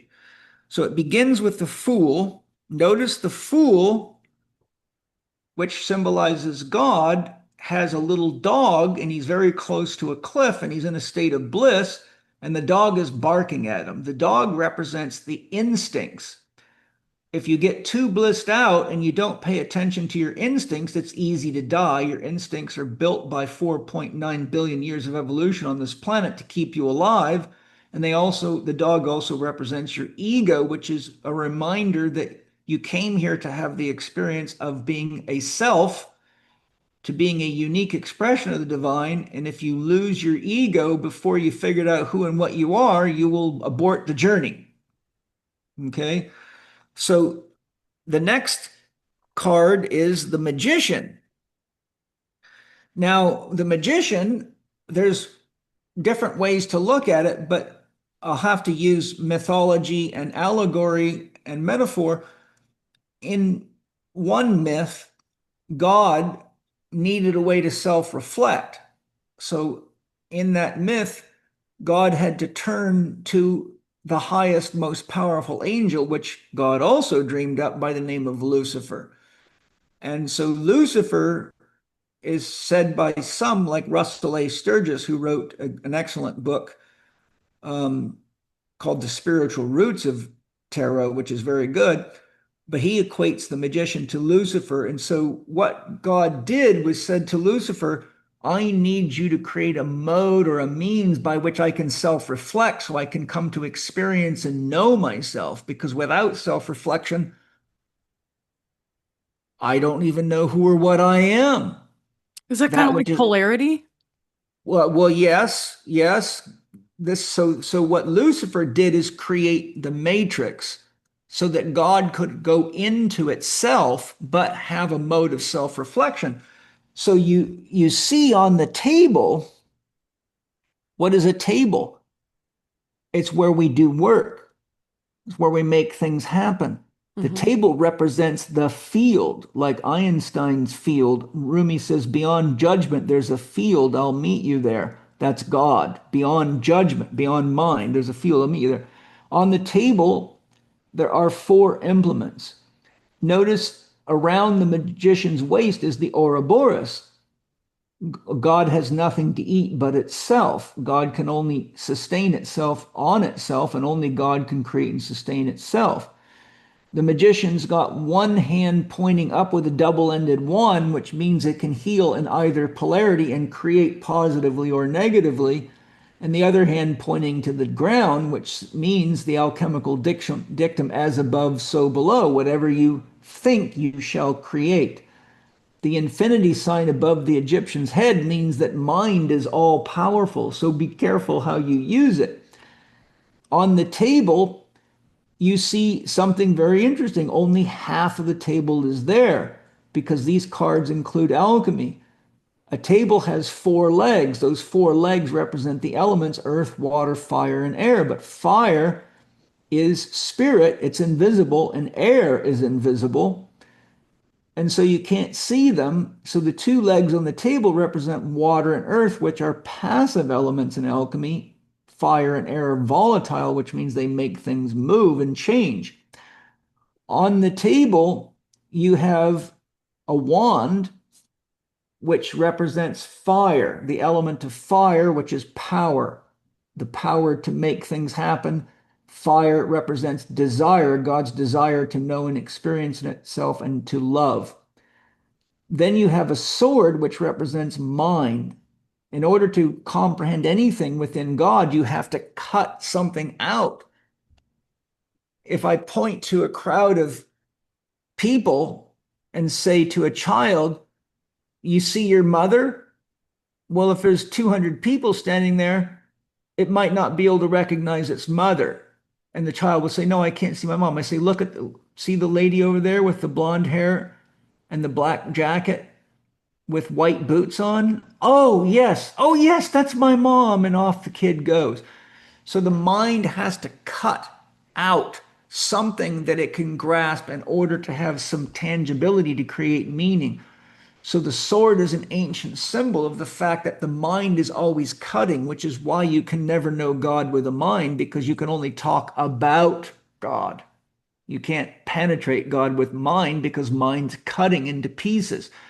So remember, whenever you're reading what people write about God, it's always about, not in or through. You can only get direct experience of God within yourself. Okay? So simply put, the swords in tarot, which is all these are suites of cards, represents mind. The cup represents love and emotion, all that has to do with love and emotion. And the coins represent the material dimension and money and physicality and body. So anything physical that you can weigh or measure relates to coins. So the magician is saying, God, I am going to create a matrix. You will not be able to see once you enter the matrix how it's being created because spirit and mind will become invisible. But what you will see is what you are creating while you're in the matrix, which will be represented by water and earth. And you will see that you're creating it because those things will not move themselves. You will have to move them with your mind and with your ingenuity. How long do you have to stand next to a pile of rocks before a toaster oven or a Rolex jumps out? Forever, unless you do something with those rocks. The flowers represent that you have the capacity to create and grow life and beauty all around you by using your mind effectively, but you also have the power to destroy. And so the double-ended wand is symbolizing the mind has the capacity to create positively and negatively. But it's also saying the mind has the capacity to heal whatever it creates that's not in harmony with life and love.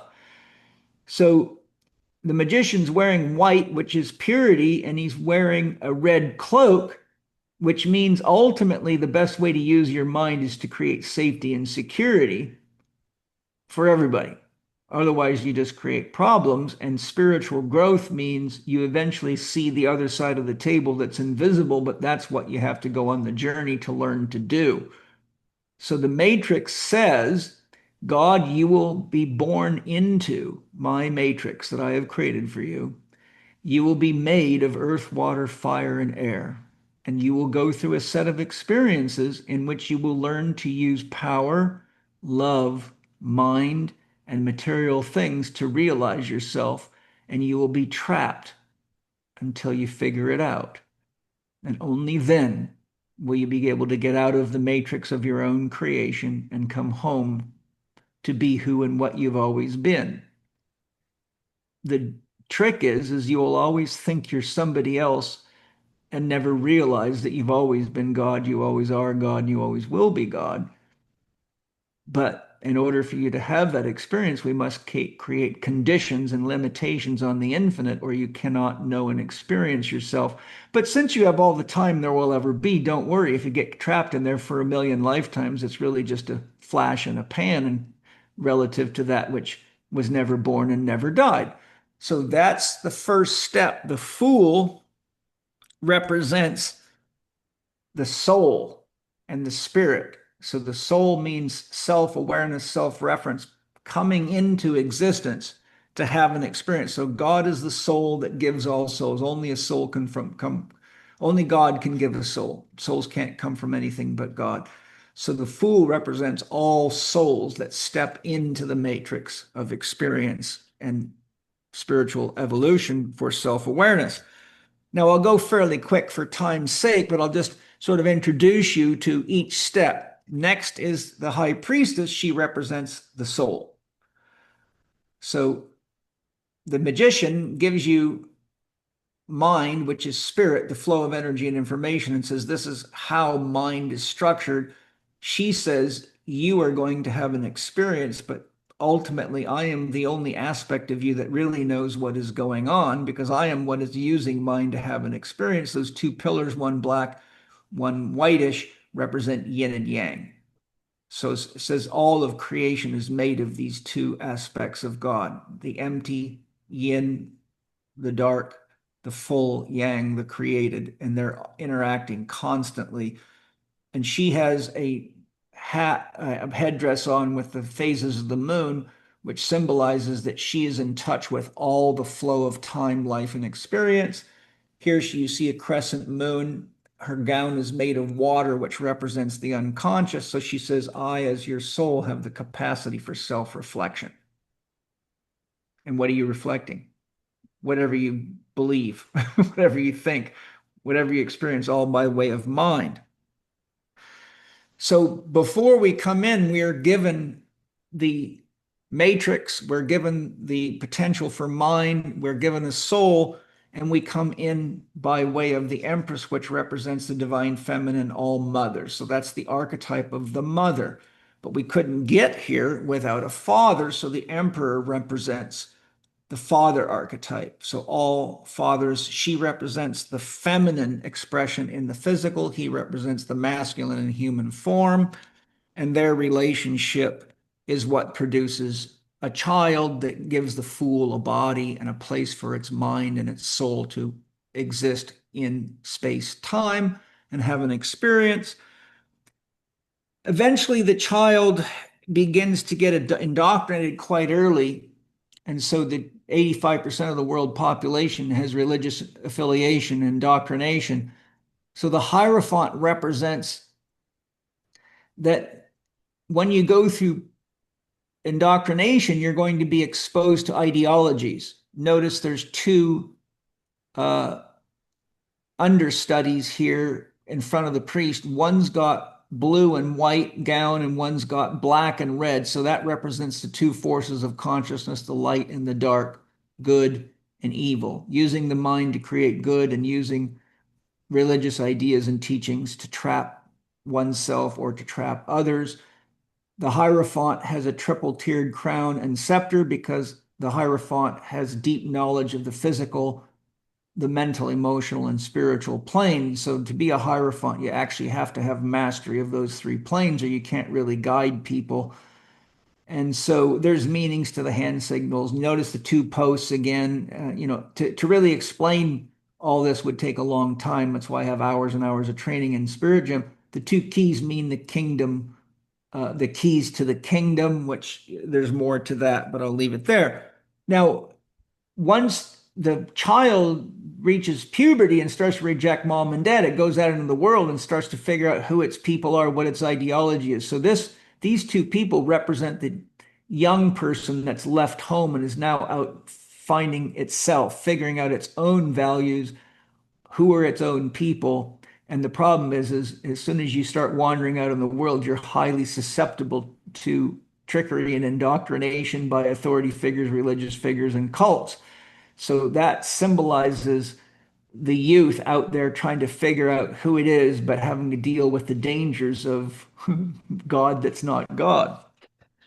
Then the fool reaches the age where it starts having sex and engaging in intimate relationships. So the lover's card is all about learning to deal with the beauty and the challenges of intimate personal relationships. And there's a tremendous amount of growth that we all get through intimate personal relationships and relating to other human beings. So this is a really tough path because we have the paradox that love and sex feels very good, but oftentimes it goes south and feels very painful and can be very, very wounding. So there's an angel to try to mediate all that. And you see the tree of the knowledge of good and evil behind Eve and the tree of life behind Adam. That represents Adam and Eve, or God's original dreaming of itself in human form. Through the challenges of love and relationship, we come to realize, wow, these relationships are not easy. And I've been through a bunch of them, but at some point we realize we can't keep blaming everybody else. So we have to start looking into ourselves, taking responsibility for ourselves. So we get to tarot number 7, the chariot. The chariot sitting in a chariot with no rigging and no reins, and two sphinxes, which represent the forces of consciousness, the yin, feminine, dark aspects of consciousness, unconscious, yang, masculine, light, conscious aspects of consciousness. And in order to stay balanced, we have to learn to balance the forces of consciousness, but he's wearing battle armor not to protect him against anybody else. But that armor represents I must be conscious of what I'm doing to myself with my own mind, my own judgments, fears, insecurities, and criticisms. So this is the beginning of the awakening of the fact that I am 50% of all my personal relationships, and I got to stop blaming everybody else. And in order to go into myself deeply enough to get balanced, I'm going to have to develop armor to protect myself from my own programming and my own shadow. So that's the beginning of the commitment to taking responsibility for your spiritual growth. Then tarot 8 represents the meeting of the soul. The lion is an alchemical symbol for the ego. we eventually realize our ego is a very lousy tour guide. No matter how smart we are, how rich we are, we keep creating more problems for ourselves than good.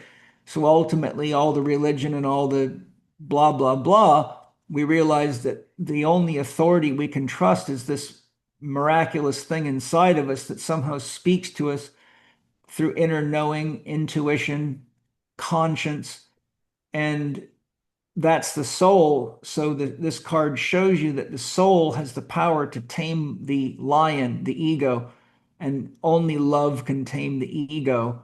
And so the only way to grow spiritually is to learn to love yourself, tame your ego, and develop the relationship with your soul, which is really God. That's why you see the infinity symbol above her head. Once we realize that communicating with our soul is not very easy because our ego keeps getting in the way, and we are often afraid to hear what the soul really wants for fear that we might not get what we want, we come to the realization that for real spiritual growth to happen, we have to go isolate ourselves somewhere deeply where we can have enough quiet and work potentially with one skilled mentor, but often by ourselves, where we got to face our shadows, our darkness, and get clear on what our values are and what we really want to create and who we really are. So the hermit goes off into isolation to work to grow connection to God and soul and to become clear on what is and isn't something that it wants to keep energizing as beliefs and behaviors. And so the practice grows consciousness, which is the lantern showing light. The wisdom that is accumulated is represented by the wand, which represents the fire element, which is the desire to realize who you are. So you have to go into a period of isolation and purification, or you will never unify yourself with your spirit and your soul. You'll always be ego governed. Then you come to 10, which is the Wheel of Fortune. And for the first time, you come to the realization after hermiting yourself and doing legitimate spiritual practices for long enough to get pure enough to see that the world is a living mirror and that everything around you is what you're creating with your unconscious and conscious intentions, and how you manage yourself in relationship. The symbols in the four corners represent the cardinal points of astrology. Um, then you have the Anubis, which represents our habit of tricking ourselves. And the Sphinx at the top is the riddler. Whenever you meet the Sphinx, you will be given a riddle. If you don't answer it, the Sphinx will kill you. And life is the riddle. All those symbols are symbols that relate to tarot. But ultimately, here we reach for the first time a level of awareness where we realize everything happening in our life is largely of our own creation and our own conscious or unconscious intention. And so now the spiritual practice extends itself out into an honest commitment to seeing what we're creating and not blaming everybody else, and taking more responsibility for the power of our love and our mind to do and to create what we want, not what we don't want. And if it's in your life, then you can say you had something to do with it being there. 11, we come to the realization that we're not a very good judge of ourselves. And no matter how hard we try, we create problems for ourselves and others. So the archetype of justice says we have to reach deep enough into ourself and into our heart to connect to the archetype of justice to realize what is or isn't just. And only the heart can deliver justice to the head. So Lady Justice is really all about connecting the heart to the head so that you don't use that sword to kill, but you use it to create balance. She's holding a balance beam scale. One pan represents the female, the other represents the male. The beam between them is neither male or female, and that represents the judge who is not caught in either, but she's beyond it, but able to give you wise counsel because she's not caught in your story. She's outside of it.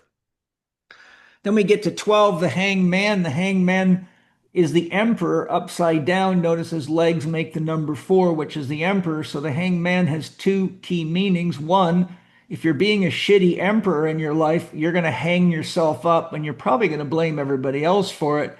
But your relationships fall apart, your business falls apart. You're always walking around complaining, I don't have enough. People did this to me, victim, whatever. Or you realize that the journey is a lot deeper than you thought. So the positive expression of the hangman is to invert your consciousness and spend enough time in meditation and self-reflection to be honest about the powers of your own creation and where you can do better at managing yourself so that you're more in harmony with your own stated dream goals and objectives and values.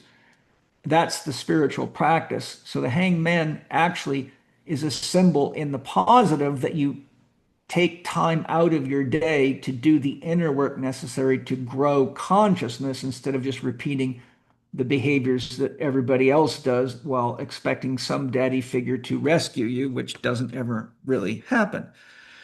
Then, if you get to 13, now you have to deal with the fact that in order to grow into a truly spiritual person, then we have to let the parts of ourselves die that are slowing us down, deluding us, disabling us, and others. And that if we get too attached to material things, they will disappear.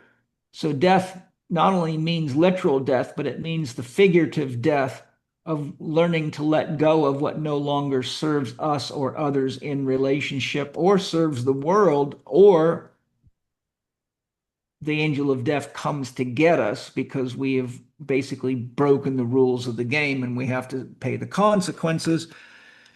We realize that it's very challenging to do and we need help. So we need the angel of temperance, and she is there to help us learn to love more fully, to be better listeners, to be more patient, and to let you know that it's not only God in the game, but it's also God that didn't enter the game, so that there is unconditional love there to support you. So she represents the fact that all you've got to do is ask, and God's angels will always help. But you have to ask and you have to be honest because you can't bullshit an angel. Then we come to 15, the devil, which really is a symbol of being aware of the ways we're limiting our own freedom, holding ourselves back, and using our powers, our God-given powers to create, to limit the freedom of other people in any way, shape, or form. And so the devil is there because we always have the free will to choose to love or not love, to be honest or dishonest, to be good or evil. And that gives us free will. God gives us the power to love or not love, to care or not care. So the devil represents service to self above and beyond service to or care for other, and our own hubris and our own hedonism um, always leads to some kind of problem in our life. And so there's lots of symbology. I could go for a lot deeper on these, but basically the devil means whatever you're doing to limit your freedom. The positive is where do you need a little more devil because you're too rigid, too righteous, too caught up in a dogma, and it's killing you. In other words, sometimes it's good to get out of the missionary position and try something new. And the devil says, yes, give it a go. It's all God.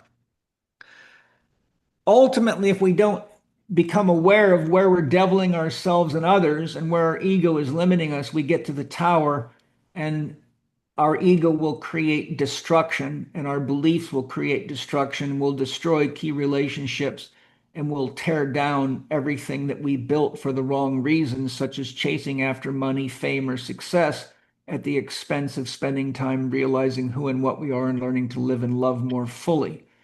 So the tower can also mean flashes of insight and intuition. But in order to get flashes of insight and intuition, you got to get your head out of the way.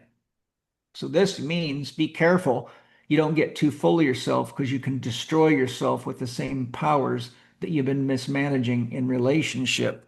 That's like the Tower of Babel story as It well. is, it is. That's all linked in there. Yeah. Yeah, yeah. There's many, many religious themes. The tarot is like, so rich it'll take you 50 years of hard study just to get warmed up. Finally, we get to 17, not finally, next we get to 17, the star. Osho says if you want to be a star, you better learn to play with fire. So the star is about being careful not to put too much of our energy into getting other people's approval, validation, kudos, um, externalizing ourselves so heavily that we forget that we are unique and that we have inner work to do. So she is actually now the hermit coming back at a later stage to saying, I must isolate myself get naked with God, be very honest with who I am and with myself and with God, and learn to manage the forces of the unconscious so I don't derail myself. You notice there's these represent the chakras. One's falling, so there's something going on in her life that she has to focus on because it's throwing her out of balance. And this central star represents the self, the true authentic self that she is. So she's doing the committed work of spiritual development, which again requires isolation. One foot in the water means in the unconscious, the other foot on land means the conscious. So she's learning to consciously become aware of what's in the unconscious that's a limitation to good, beauty, and truth, without which she will never know who she is, nor can she use the power of God invested in her in ways that make stardom last.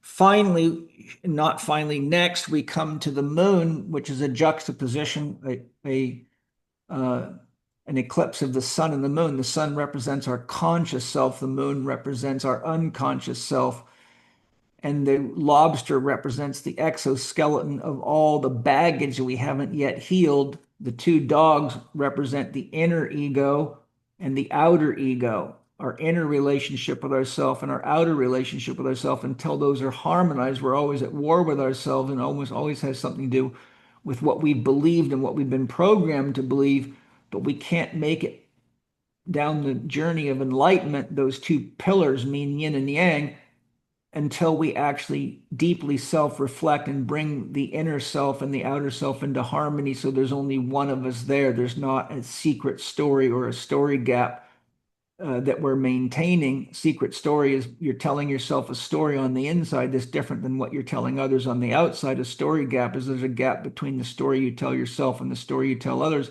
And it always leads to insecurity because you're never really being authentic with who you are.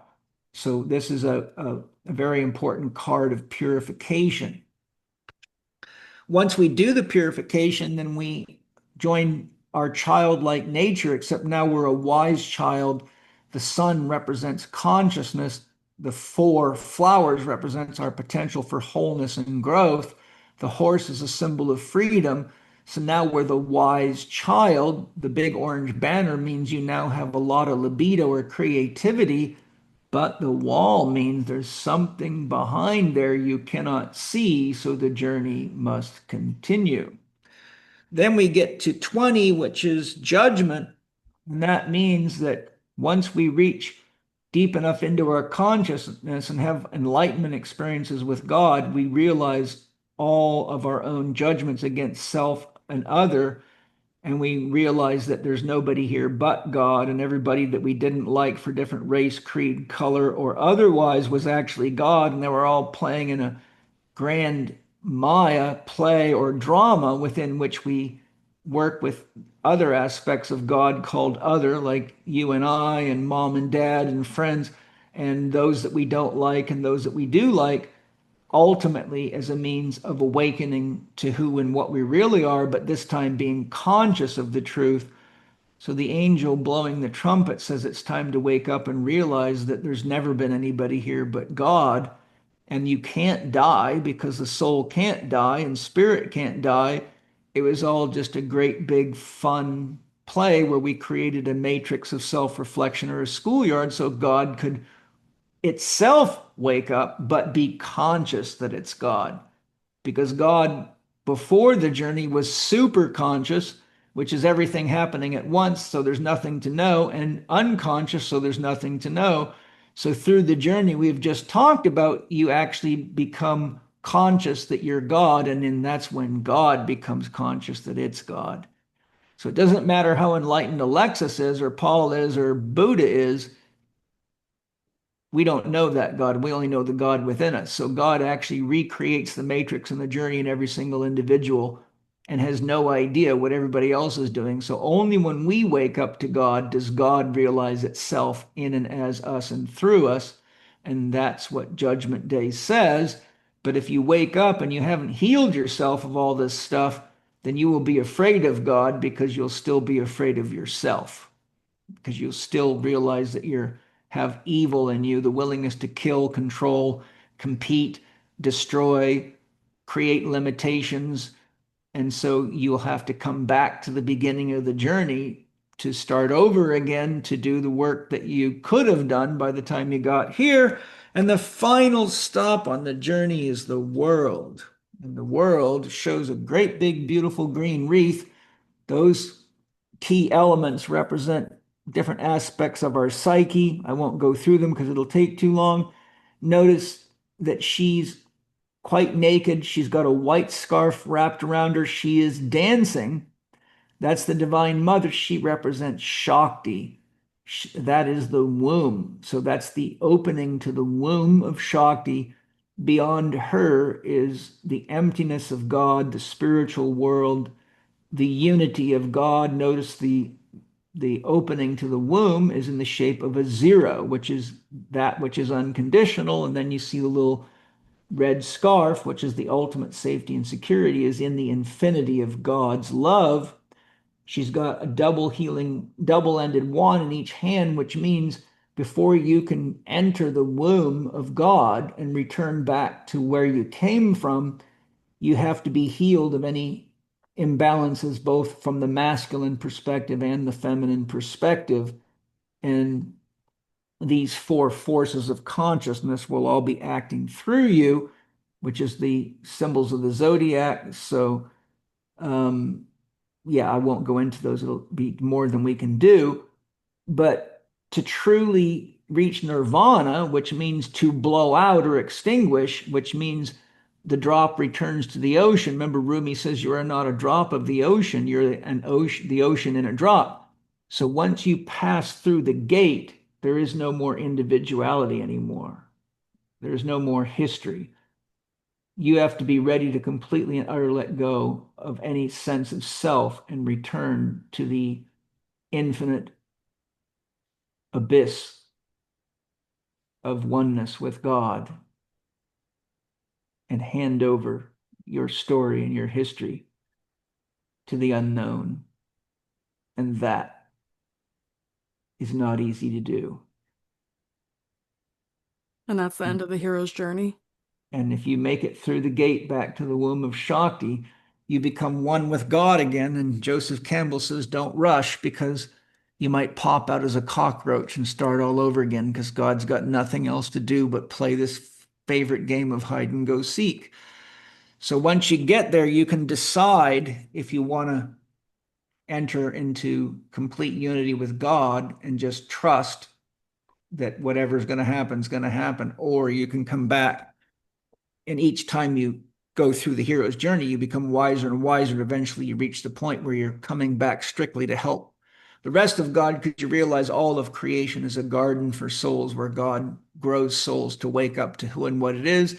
And the ultimate gift is to become a co-creator with God to add more love, more good, and more beauty so that God wakes up, cleans up, grows up, and shows up to the party faster, and that we use our creative ability to create more things that are loving and supportive of life and love itself. So once you reach enough of awareness in your spiritual evolution to realize what's really going on, who we all are, then most souls come back because they realize God is so absolutely committed to this process that unfortunately God puts itself in harm's way, goes through a tremendous amount of pain and sadness and suffering ultimately so that it can wake up.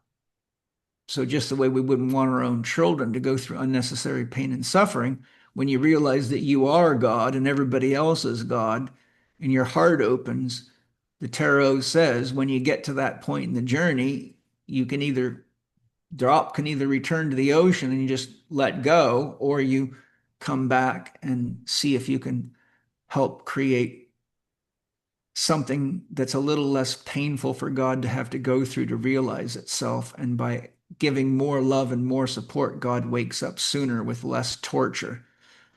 And so that's what I think inspires Alexis to do her podcast and Paul to do his podcast and start an institute and help people, because at some level we realize everybody that doesn't know how to eat, move, or be healthy is actually making the journey to self-realization a little more painful than it needs to be and longer often than it needs to be.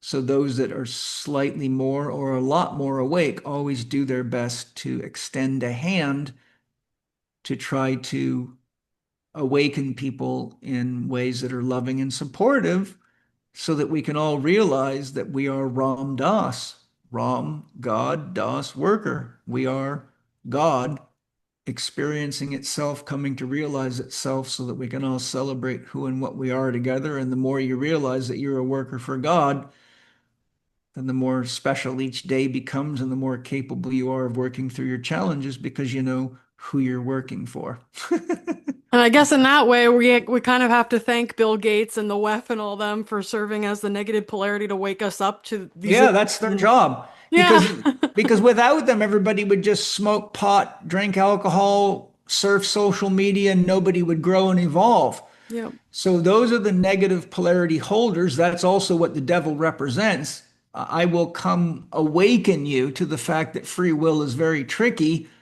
And if you give yourself a lot of what you think you want, but ultimately it turns out to be a limitation to your growth and development or to God's growth and development, or you start telling people that the untrue is true, or you start breaking the rules set by the magician, which is the rules of the matrix, that's all there to help wake God up. So paradoxically, the devil is there to give you the free will to do whatever you want to yourself and other people.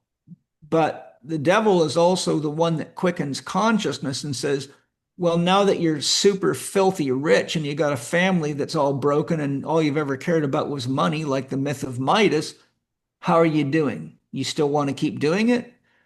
Or do you want to play a little different game? So paradoxically, the devil really symbolizes the freedom to love or not love, to care or not care. But the devil's also the great deliverer of the wake-up call that says, oh, you want to play that game? Well, let's just vaccinate the shit out of you and see what happens when you're sick and dying if you're interested in God now, or if you still want to just play games with social media and machines. So, when you get deep enough into God, you realize even the ugliest of the ugly is actually there to serve us in some way. Hmm. And that the nastiest, meanest people, the Adolf Hitlers, the Genghis Khans, the whoever you want to put on the list, George Soros, Bill Gates, whoever your favorite bad guy is, they're there to make sure that we don't just lay down and get stoned and have no reason to love and support each other and grow and create together. Because if they're going to build a jail around you, then you better figure out quickly how to do something that stops them from building the jail. In other words, it's all God becoming conscious of itself. And this is exactly why the most popular scripture in all the Hindu scriptures is the Bhagavad Gita, which is all about Krishna and Arjuna on a battlefield where Arjuna's got to go to war with his own family members and do all sorts of atrocious things. But Arjuna is schooling him in why he's here in the battlefield and says it's all God. You can't really kill these people. That's just an illusion. But the illusion is so real, it's very, very hard to get out of it because God's that committed. The way I describe God to my students is God is like a genius child that loves to play games. So what God does is creates a game and then says, now I'm going to jump into the game so fully that I forgot that I created it. And the only way I can get out of it is to win the game. So God jumps into all these video games. God jumps into the game of life, the game of sex, the game of money, the game of politics, the game of war, the game of farming, the game of education so fully. And the only way God can get out is to win the game. And how do you win the game? You realize who you are, you realize what the world is, what the universe is, and who everybody else is. And you realize it's all God dreaming itself into an experience of awakening to what it really is, but being conscious of it. Because God, as God, is super conscious, which is, if you know everything, paradoxically, there's nothing to think about. So you have no reason to look. That's what quantum physics shows you. Until you look, there's nothing there. And if you're unconscious, you're unaware that you're dreaming like we so often do at night. So between the superconscious of God and the unconscious of God, nature exists. And that's where the unconscious, the habit of dreaming, creates nature. And the superconscious gives us the ability to create with our mind and our intention. But it's only through the soul going through this journey in the middle between the unconscious and the superconscious as progressively more conscious that God finally wakes up and says, "Oh my God, I get it. Here I am. I am." And that's the pursuit of real religion. That's the pursuit of yoga. And that's actually all that's really going on in life is we're all here as agents, unique expressions of the divine, working to the very best we can with the level of knowledge, experience, and support we have to wake up to what love really is and who we're really here to love. And the more awake somebody is to who and what they really are, the less violent they are, the less destructive they are, and the more they clean, feed, nurture, and protect life. And so that paradoxically is what the tarot is about.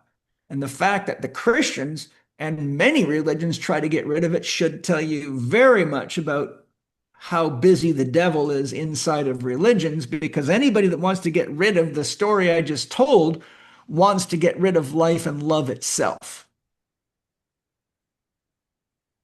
Wow.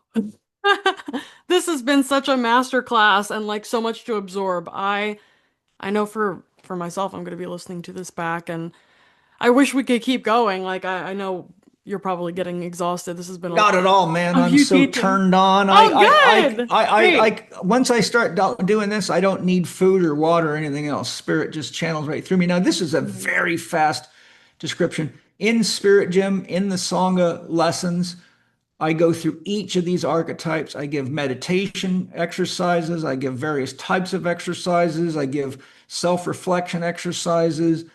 And then after each of those songs, I have a meeting with the students where I do questions and answers and help them come clear. And so we Amazing. go through all the major arcana. It took almost a year to do that training, and each of those meetings is between 3 and 4 hours. So Wow.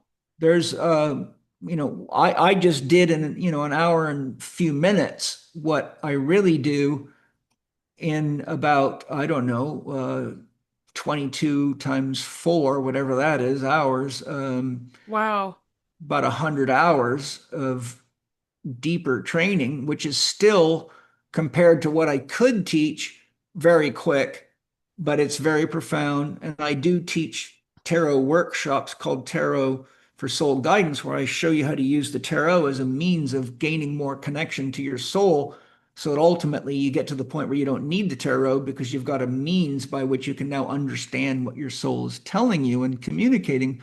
So the goal for me of tarot is to not need the tarot. Mhm. That's how you know you've used tarot for what it's really for. It brings you to the point where your inner vision, your inner hearing, your inner senses of perception and connection to your own inner consciousness, your spirit and your soul are so conscious and vivified that you don't need the tarot anymore because you are it. You eat, sleep, breathe, and shit it. You don't need an external. So the tarot is really like training wheels Mm-hmm.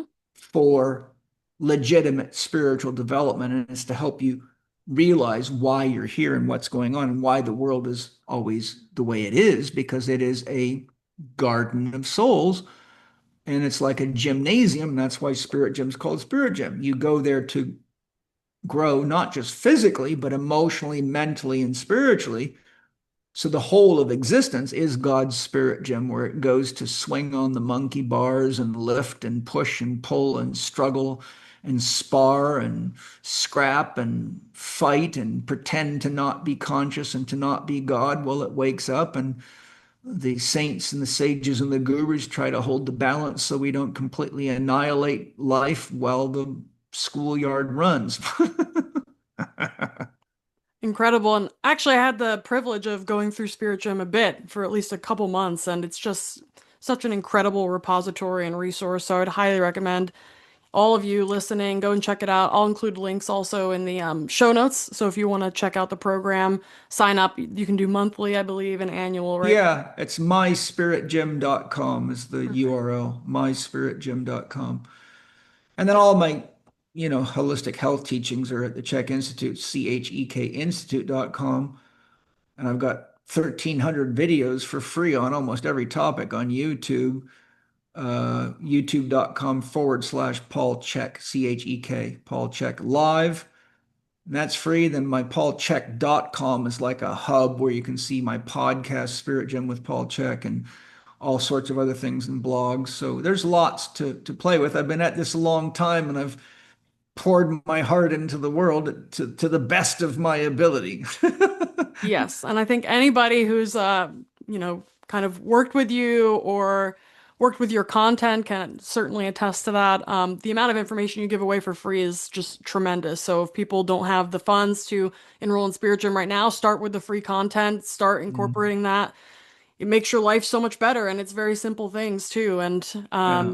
yeah, I think it's just so wonderful what you're doing. It's such an honor to be connected with you after years of admiring your work, and I just want to thank Thank you you. so much for your commitment to this work and sharing it with the world and improving all of our lives. It's really just quite Well, remarkable. I have the same degree of love and appreciation for you, Alexis. You've got a gift from God for taking very technical material and making it understandable to the masses.